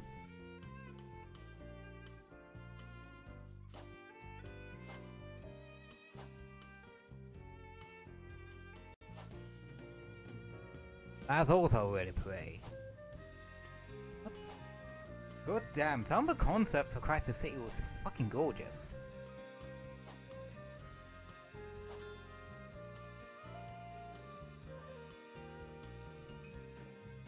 Oh wow, I quite like this one, because it shows how they've sort of modelled it. I think. Or it could just actually be a reference image of some of the level geometry from Sonic 06 potentially. Or it could just be some level geometry they've just told a concept artist, Crisis Cityify that. And that's what they came up with. Game development can be either the cleanest thing in the world or the most messy thing in the world.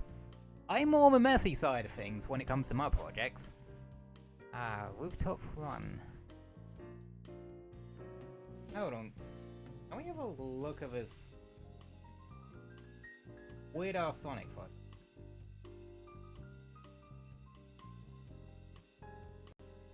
Huh.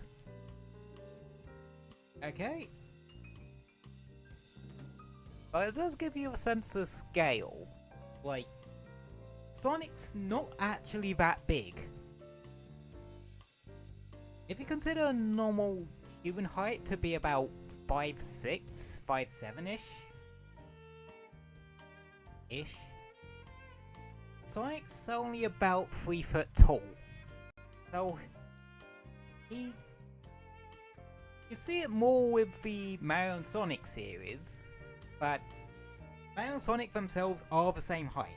Are about 3 foot, but you see with characters like Peach and such, as a frame of reference, they only go up to her hip. They only reach up to her hip. Ooh, that's pretty. This is just me admiring the concept art. I always love how concept art looks. Huh. Oh, the nighttime version, that looks really good.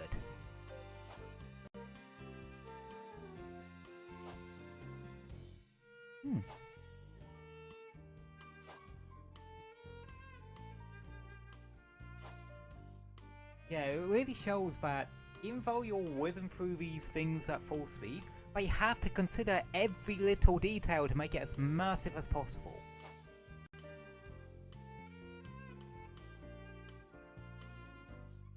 I gotta admit, Planet Wisp is one of the more stunning locations in the Sonic universe. And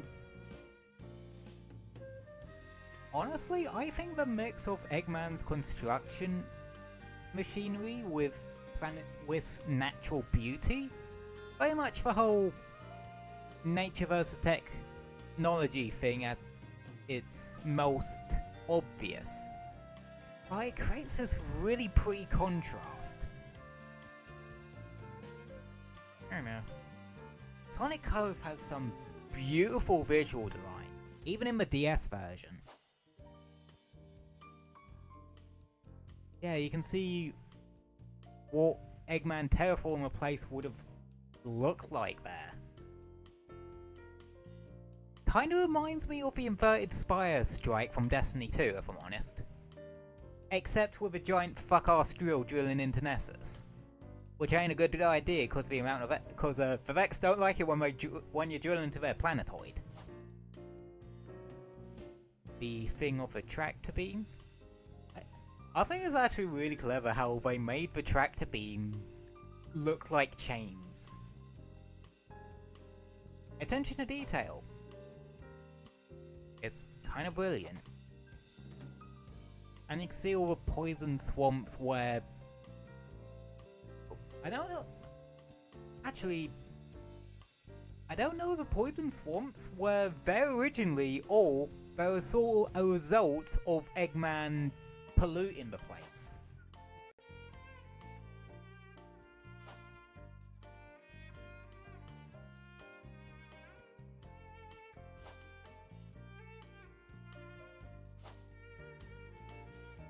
Also, I love the sort of single orange eye visual style a lot of the bigger Eggman robots, especially the bosses in Sonic Colors, had. I don't know, it made them feel... It made them look like they had faces, but still kept them intimidating. Some of the plants, some of the signage. Ah, more ones. Another one that has the original sprite, but instead of yellow eyes, it adds blue eyes. Same there, except it has actual eyelids. And the blue eyes that were, well, that are commonplace in the blue semicircle eyes with the eyelid covering it, which seems to just be commonplace with the modern designs of the Badniks. With the exception of Lost World, but that's because they use classic designs. Egg Robo, they didn't change at all, because honestly you didn't need to, they're an iconic design.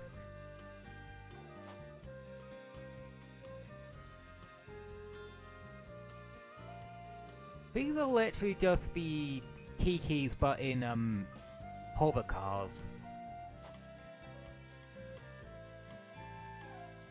It has a screen grab of the original model, and you can see how they did refine, well, they didn't need to do much, they just seem to need to refine a lot of details a bit more, which is fair enough with a lot of stuff that had 3D models.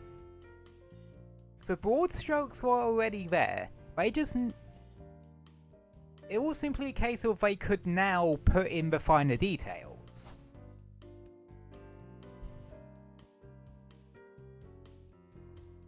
I think this spinner concept art was in Sonic Colors, and same with the egg porn actually. But I do like how in Sonic Colors they have little items and headgear and that, depending on what level you found them in. Like Planet Wisp, they have little pickaxes and hard helmets because they're construction workers. Ones in aquarium parks are like samurais, the ones in Sweet Mountains are chefs. Again, Sonic Colors is very clever with some of its visual design. Egg chasers, they're just flying egg pawns with lasers strapped to their backs. Sandworms. Oh okay, these are called sandworms and not just a variant of a caterpillar. Death Egg Robot. Bottom left is the original sprite from Sonic 2. And I like how they use a Sonic 2 Sonic sprite for scale or something. Oh, they even labeled it with a height, 10 meters. Perfect Chaos is Perfect Chaos. Pretty cool design. What's that little doodle on the bottom left? It's like little dopey. Eggadroon. Honestly, they really didn't need to do much there, cause out of the bosses it was the most... Well, out of the returning bosses it was the most recent at the time. Oh, now we get some early concept sketches. That's neat.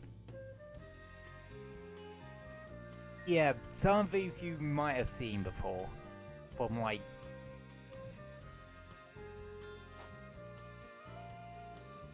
some of this posing? You can see that they really didn't try to make him expressive as possible. Eggman's design? Eggman was originally meant to be the protagonist, but I couldn't get his body shape on that to actually work in the context of the game, so they used the hedgehog instead, and repurposed the design for the villain. Some of you have to take on enemy designs. Yeah, these are all Sonic 1 enemies. Well, there's one notable missing from this one. Or maybe not, but there is one well-known unused enemy from the original, that being Splats. It wouldn't get used until Sonic Mania, believe it or not. And yep, back to begin. The last 13 we'll get next week. New music. Marble Sound, Sonic 1. The first lava level of the series, and it was the second bloody level of the first game. Starlight Zone. Could you consider this the first city level in the franchise? I'm guessing so? I'm not sure. Does Springyard count? Or does that count as like a pinball stage? Chemical Plant. We all have trauma from that one particular water section. Thank fuck it didn't make it into the Act 1 of this game. But it did make it into the Act 1 of Sonic Mania's Chemical Plant, unfortunately. Oh, it's a Sonic 2 special stage. The first ever Hardpoint special stage, and the one that keeps constantly getting referenced. Even fucking LEGO Dimensions references it. Then again, that level pack in LEGO Dimensions references just about every facet of Sonic history. Even 06. Marble Garden Zone, Sonic 3. It existed. Again, I had mostly played Sonic 3 and Knuckles via debug abuse and the hypersonic cheat. Yeah, I could have cleared the game in 2 hours that way. I was very young and weren't good at games. Live and Learn. A very iconic track, and yeah, they even used parts of it in Sonic Movie 3, because it's based off of Sonic Adventure 2. Sonic Heroes. And some of y'all think the lyrics to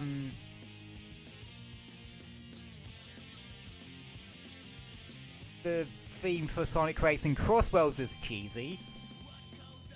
I raise you one Sonic Heroes. It's also a hell of a song. Wave Ocean.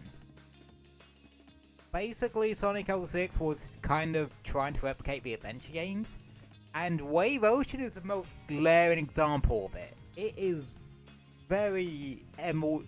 It is very much trying to be Emerald Hill, even down to the whole killer whale bit. Windmill Isle Day. Yeah, when you play Crossworlds, you should be familiar about this one, because Windmill Isle is, well, Apatos.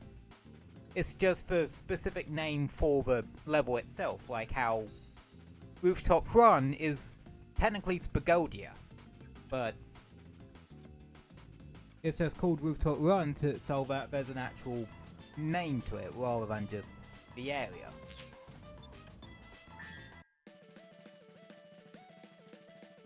Reach for the Stars. Probably one of the first Sonic vocal themes I heard of, other than Sonic Heroes. And my mind was fucking blown. Yeah. When I got Sonic Colors for DS, I got it just, got it for Christmas because I fancied it on a whim. Little did I know, that would ignite my spark for the franchise whole fucking sale. And just showed me just how great Sonic music could be.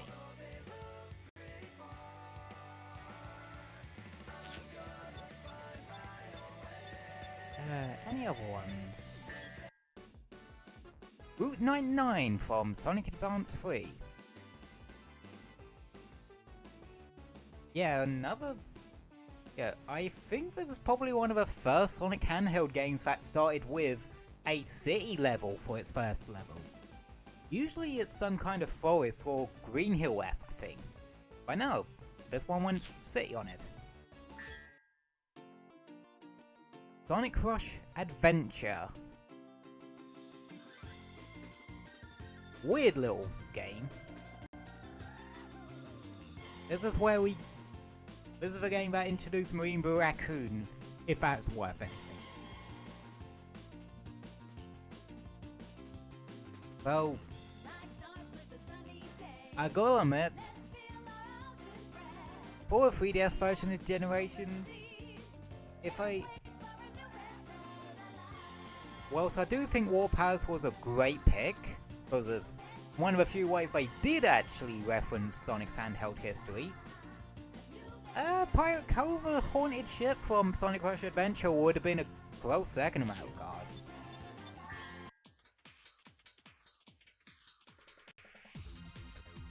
Lifeline Groove, Sonic Riders. Like I said, it's literally the results theme. You know, a bit of music that plays when you finish a race, and it's showing you, oh, this is how you did, or shit like that.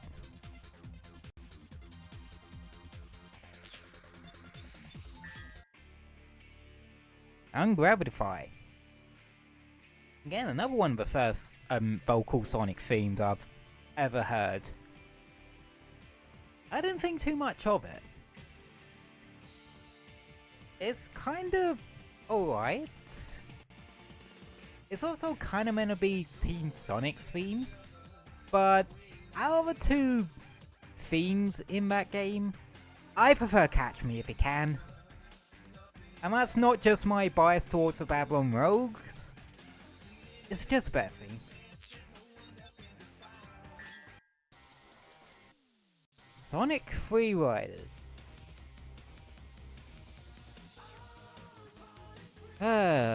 That is controversial game. Basically, I would think a lot of people would cite this as the game that killed off the Sonic Riders franchise. And to a degree they're right. But I think it was also because it was on the Xbox Kinect. Xbox 360 Kinect. Barely anyone had any of those. And I wasn't about to get it just for a Sonic Riders game. And the controls on the game itself are apparently abysmal. Or just not great. However, in the modding and emulation scene, people have since made it that you can actually play it without Kinect controls. As in, you can actually play it on an emulator. And people are actually realizing that maybe it wasn't that bad of a game. Get the controls. This is what I always say. Controls are important in games, and well, controls and gameplay are important in games. Your story, it could be great. It could be the prettiest thing ever, but if the gameplay and controls are shit, people aren't really gonna remember it fondly.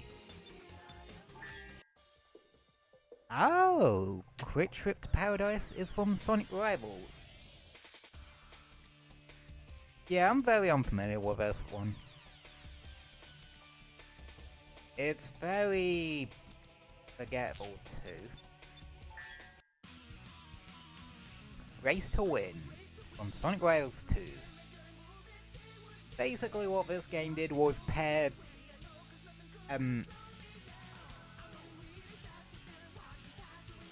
characters together. You had Sonic and Tails, Knuckles and Rouge, Metal Sonic and Shadow, weirdly, and Silver and Espio, weirdly. That's why in some of the footage you've seen going around of Sonic Racing Cross Worlds about Silver and Espio's rival lines, if you're playing as Silver and have Espio a rival, he'll actually reference this, that the two are friends. Well, that could just be referencing the fact that they're friends anyway, but because it's Espio saying that to Silver, it feels too specific to not be a reference. Well, Westsopolis, Shadow 05. I don't think this was in the original Sonic generations, to my knowledge. It was still like, why isn't there a single Shadow 05 stage in Shadow Generations?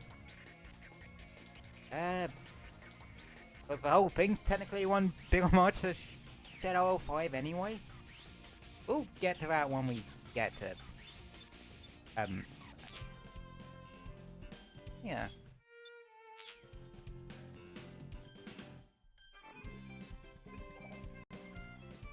Oh yeah, that is the collection room, history lesson for today. We'll do one more next week for Sonic Generations, cause we didn't get through all the challenges today as I hoped, cause I just got kinda tired out. We're gonna zip back to here to just relax for a bit.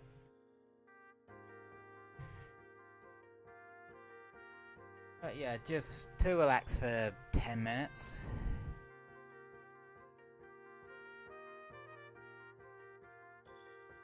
Then we'll call it a day. Yeah. Sorry I wasn't able to actually get through the rest of the challenges today. Yeah. Well, we did get through a lot of them. So...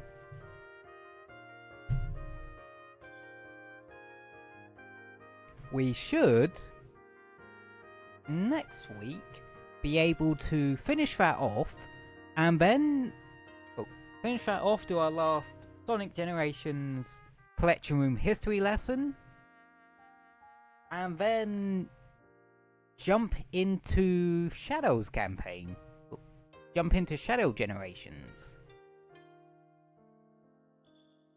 I'm gonna have to give that a pretty long title. I'm gonna have to give that stream a pretty long title, aren't I? Oh well.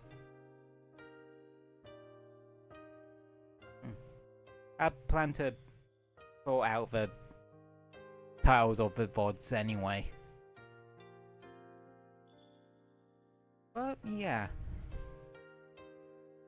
Oh, I forgot how long it actually takes to get through them. But I think I would have gone through more of the modern ish era challenges last time, but it just took a while to actually beat the time eater, and by the time I did I was kinda knackered, so yeah.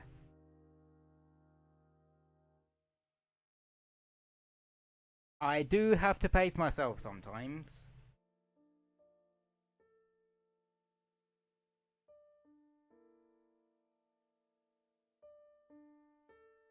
And...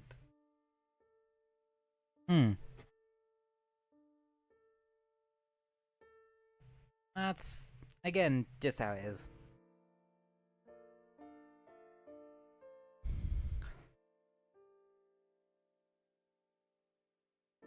Which is weird, because obviously I can play video games for hours, but I can't stream for hours and hours.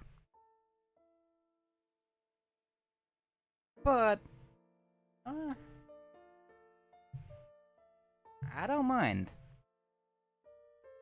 Some things are better short and sweet. Plus, there are some streamers that I watch that only really go for about 2 hours anyway. Some go for a lot longer, but some also go for like 2-ish hours and then stop. I don't know. I suppose it really depends on like the game, your mood, how much energy you have, shit like that. Everyone's different and everyone's got their unique way of doing things. This is mine. My low energy, run out of steam way. But I'm glad you guys do enjoy my streams regardless. Even if I'm not like the most loud or shouty person in the world. Never am. At the very least, not intentionally.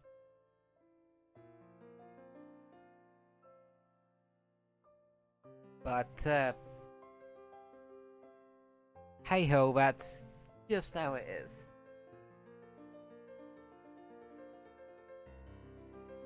Anywho, before we end for the day, let us go over the schedule real quick. We did a fair bit of challenge cleanup in Sonic Gems, and tomorrow, Monster Hunter Worlds. Yeah, I'm just doing a bit of and trying out a grinding stream on a Saturday.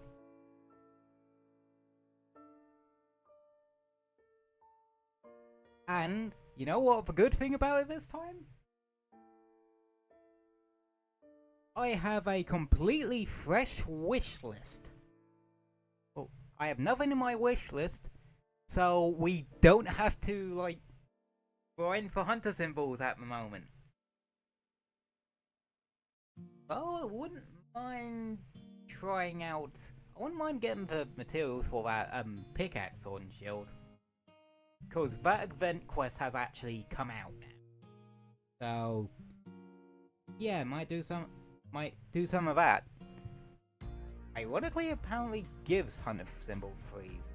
Anywho, so that's the schedule.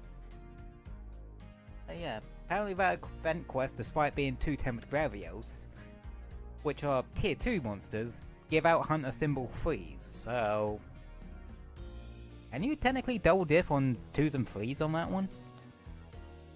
If that is the case, we might actually be grinding hunter symbols tomorrow.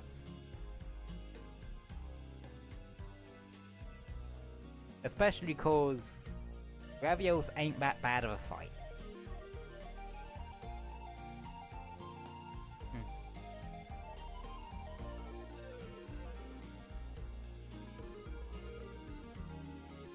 And we can like farm a completely new weapon type if we really wished. Or armor grinding. I could do with doing some of that.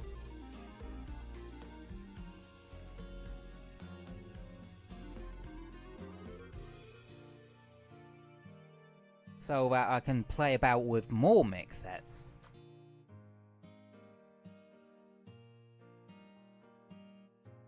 Maybe I could make the Association set.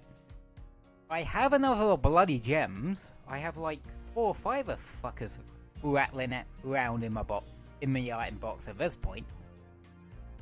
I keep getting my sorting things. I just wish that we could like turn them in for hunter symbols and that to make that bit a bit easier. Oh yeah, other stuff that happened today. The Song of a Welcome Moon Luna 1 patch live stream thing happened for Genshin, because they're not calling it 6.0 anymore. And sounds interesting. Still not sure how I feel about the fact that they're combining story quests into the main Arkham quest. But as someone who largely didn't do the story quests, cause I didn't really feel obliged to do them, I'm not opposed to it. I know. It'll probably lengthen and blow out the Arkham quest anyway. But that's the problem with Genshin Impact's writing. It bloats its writing out to buggery anyway. Cause of course it fucking does. Let's see. Apparently there was a Sonic Racing Crossroads live stream thing that happened shortly before I went live. And Miyoshi mirror streamed it, something. So I'm gonna have to watch the rest of that VOD later to see what the hell they actually added. No spoilers, by the way. Well, my predictions is a couple of extra track reveals. It would actually be really cool, even though we do have a Crossroads from Secret Rings, it'd be really cool if we got an actual track from Secret Rings or Black Knight. You can't tell me one of those wouldn't be cool. No, you know what would be a really solid cool one? Levitated Ruin. That would make for an amazing one.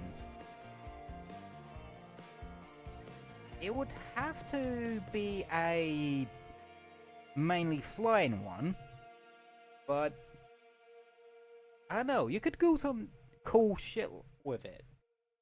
Similar to what they seem to be doing with Squid in the Squid Guardian on the Kronos Island track. They could do that with a little gargoyle-y things that leave trails as well. I don't know. Also, it would make for a kick-ass fucking remix. That or Evil Foundry. I know them. How you doing? I will be lurking? Oh, that's fair enough. I probably won't be streaming for too much longer.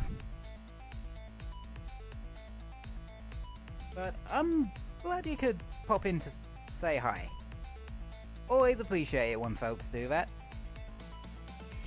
Yeah, I'm just kind of talking about my predictions of what that Sonic Racing Crossroads live stream actually would have entailed. No spoilers, I kind of want to find out for myself. My theory is new tracks, maybe a possible look at another DLC pack, or more in-depth look of one of the ones we currently know of. Maybe the Ninja Turtles or Avatar ones. Because number leaks that are circling about the Avatar ones, Avatar 1 is actually fairly interesting to me.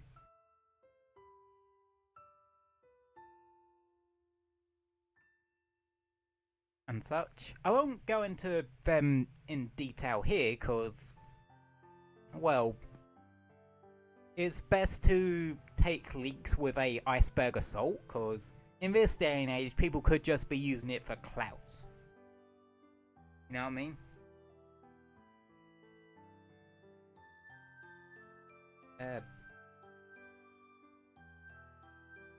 Cause, for better or for worse, clout does drive a fair bit of the internet forward. Again, just a unfortunate truth of the thing.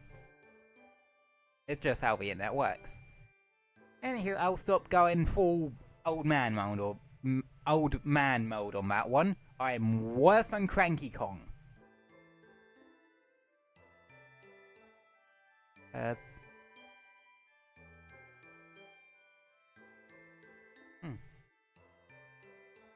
Would that technically make me Cyberphnx or Cranky Echo in that regard?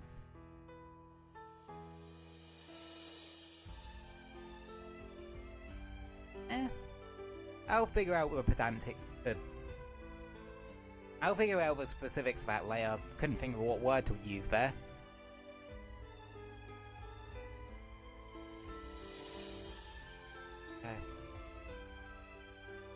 I am really now starting to realize just how many very long words I end up using in just my normal day-to-day vocabulary. Would help if I could actually get my words out properly. But, as always, I suck at pronunciating. Or pronouncing things. Would help if I also said the right word in the first place. But, hey ho.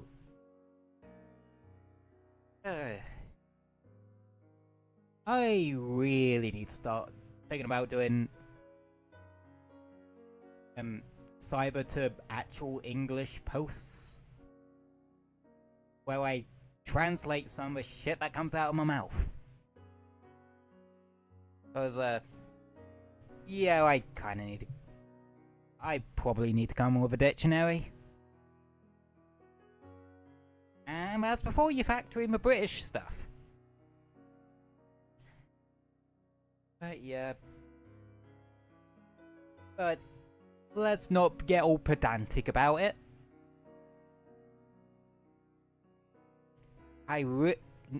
Now that I've mentioned how many long words I use, I am suddenly extremely paranoid if I'm using the word right. Or what it even means. Well, to my knowledge, pedantic means something along the lines of you're making a mountain out of a molehill. I don't know.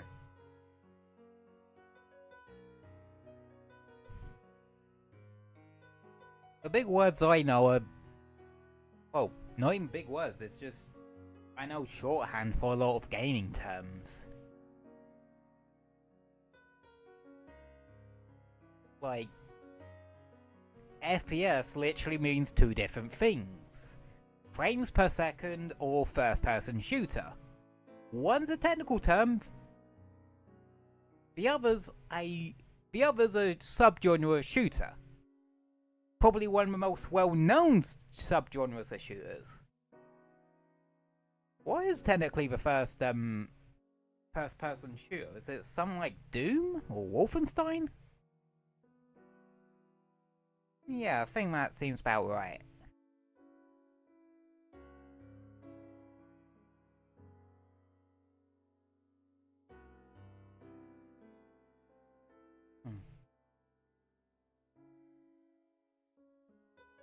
You know, I never got what a second person view was.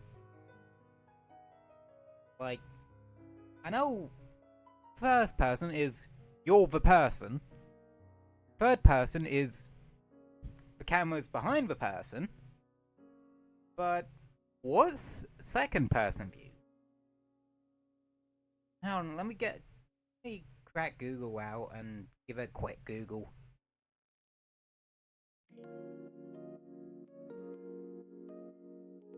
Second person point of view.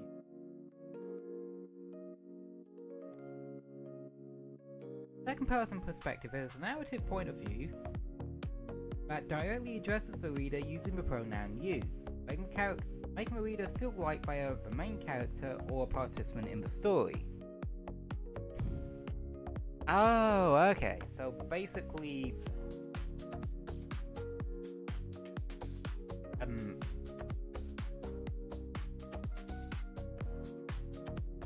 first person is you yourself. Second person is, well, someone talking to you. Then what is a third person point of view? Just, oh, okay, third person is just saying, oh, he, they, them. That's Bob over there. Basically, first person's I and am, and me. Second person is you. Third person is he, she, they, them. Then all the way around we. And what the fuck's a second person camera? That's what I was originally googling, but then I went down that whole tangent. Second camera.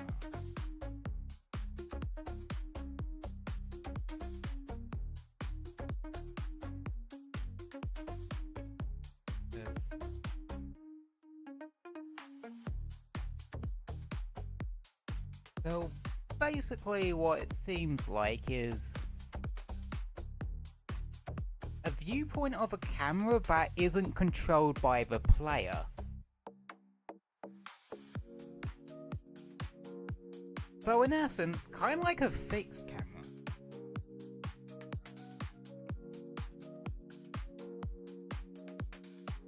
Really?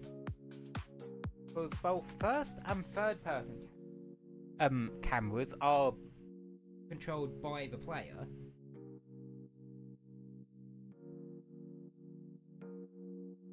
And second person camera seems to be, well, according to shit like Reddit or stuff like that,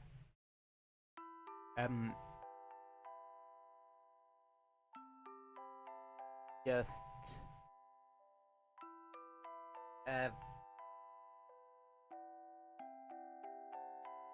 some camera not directly controlled by the player in some shape or form, like a fixed camera.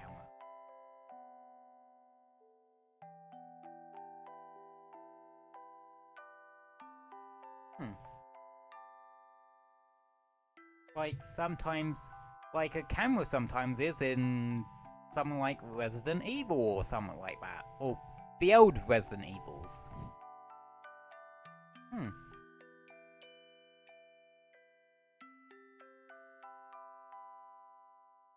A camera that just doesn't move at all.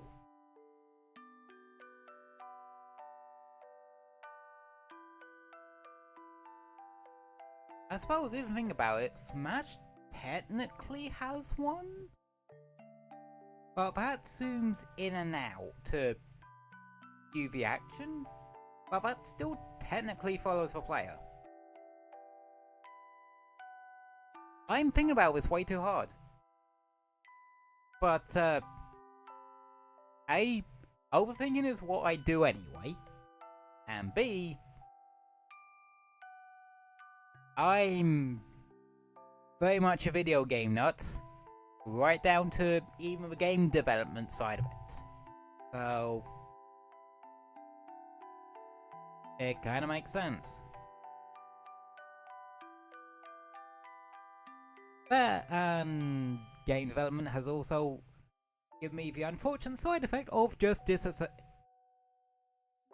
dissecting just about every game I bloody play. It's not as much of a curse as you'd think it be. It's actually kind of interesting to have these four experiments and such. Especially in terms of things I would improve about games. That's one thought experiment I love indulging in. Figuring out what I would do differently if I was in charge of a particular game amount. Or if, like, hypothetically, a game company takes a mechanic, puts it in front of me and goes, how would you improve that? love doing those kind of thought experiments because it leads my brain to some interesting ideas. It also helps that I can actually put myself into other points of views decently well. I would say that is one of the strengths I do have. I can somewhat put myself in other people's shoes. I'm not great at it, but it's a skill that I have. Anna.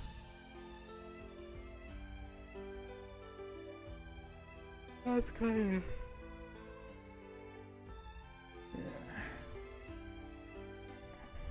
how I roll, I guess?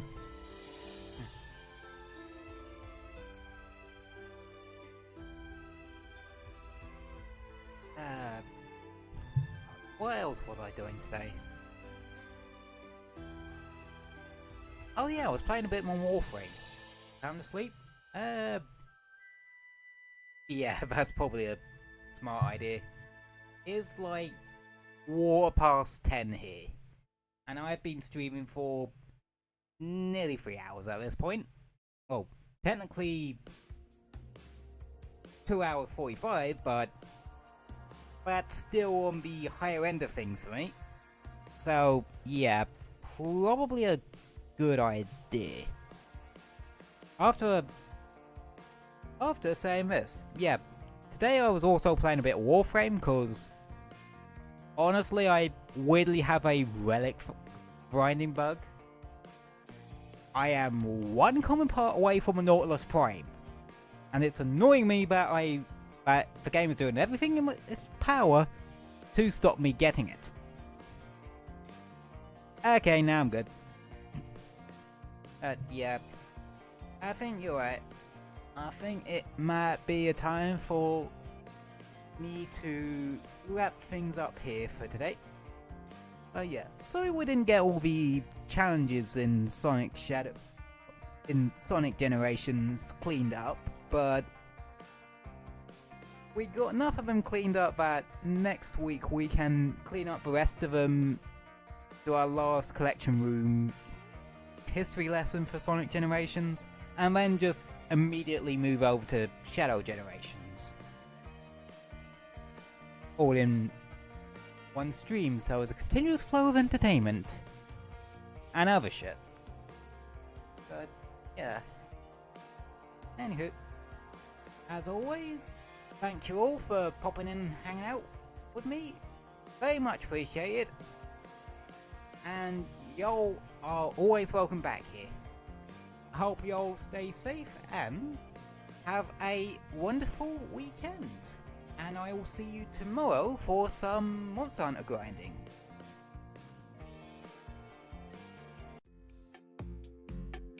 Alrighty.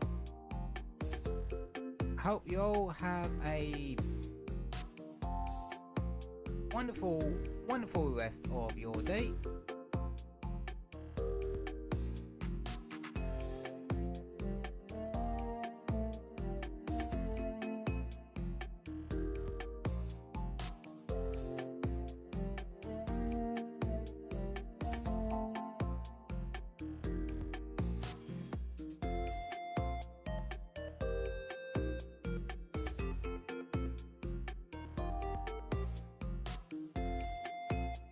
I just realised I didn't format the Twitch chat thingy properly this entire time. Oops. Oh well.